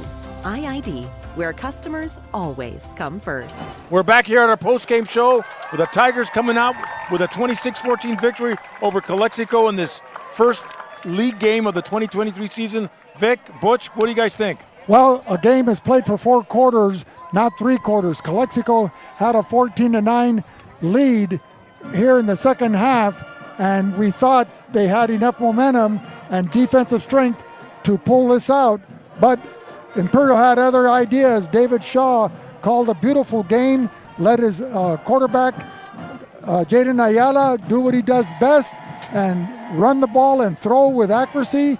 And he had a great reception from Gagiola in the end zone to put the game out of reach. Absolutely. I think the Imperial Tigers were able to adjust well, especially in that fourth quarter, and found, open ways on how to get the receivers involved, especially that one over the top, which was their biggest play of the night. Jaden Ayala threw a beautiful pass. He ran the ball when they needed a big first down. That was a crucial run for them. The Bulldogs, unfortunately, they shot themselves in the foot. Too many mistakes. In order for you to come into somebody's home to win, you got to play mistake-free football. And unfortunately, they did not do that tonight. A couple of penalties, a couple of drop passes at the end where they have an opportunity. You can't go into someone's home and play with that many mistakes and expect to win. John, any closing comments? Well, we've got Calexico next week hosting the Central Spartans in a matchup down at Ward Field, and Imperial has a bye before they get to Brawley. So Imperial will take a week off, and we'll see how the rest of the league evolves. Well, it was a great night for football. Imperial celebrating homecoming, victorious 26-14. We'd like to thank Principal Joe Apodaca, at least I would, for being our halftime interview, and also a special thanks and shout out to Roy Platt being recognized, deservedly so, for being the Hall of Fame selection for the 1980s by the Imperial Valley Football Coaches Association. And we'd also like to thank, I just want to thank VSN for allowing me to come here and to, join you guys. It was an awesome, great time that I had. Thank you very much. Can you join us next week at Central? I will. Okay. We'd like to thank not only Jose Alejos, our technician in the booth, Panchito Garcia, our cameraman, and of course Will Torres, our program director here at VSN. Again, tonight's final score: Imperial 26, Calexico 14 for Vic Carrillo and Butch Morales. This is John Moreno coming to you live from the Chocolate Mountains to the Sea of Cortez, all along the border on a Friday night, saying good night on the Valley Sports Network.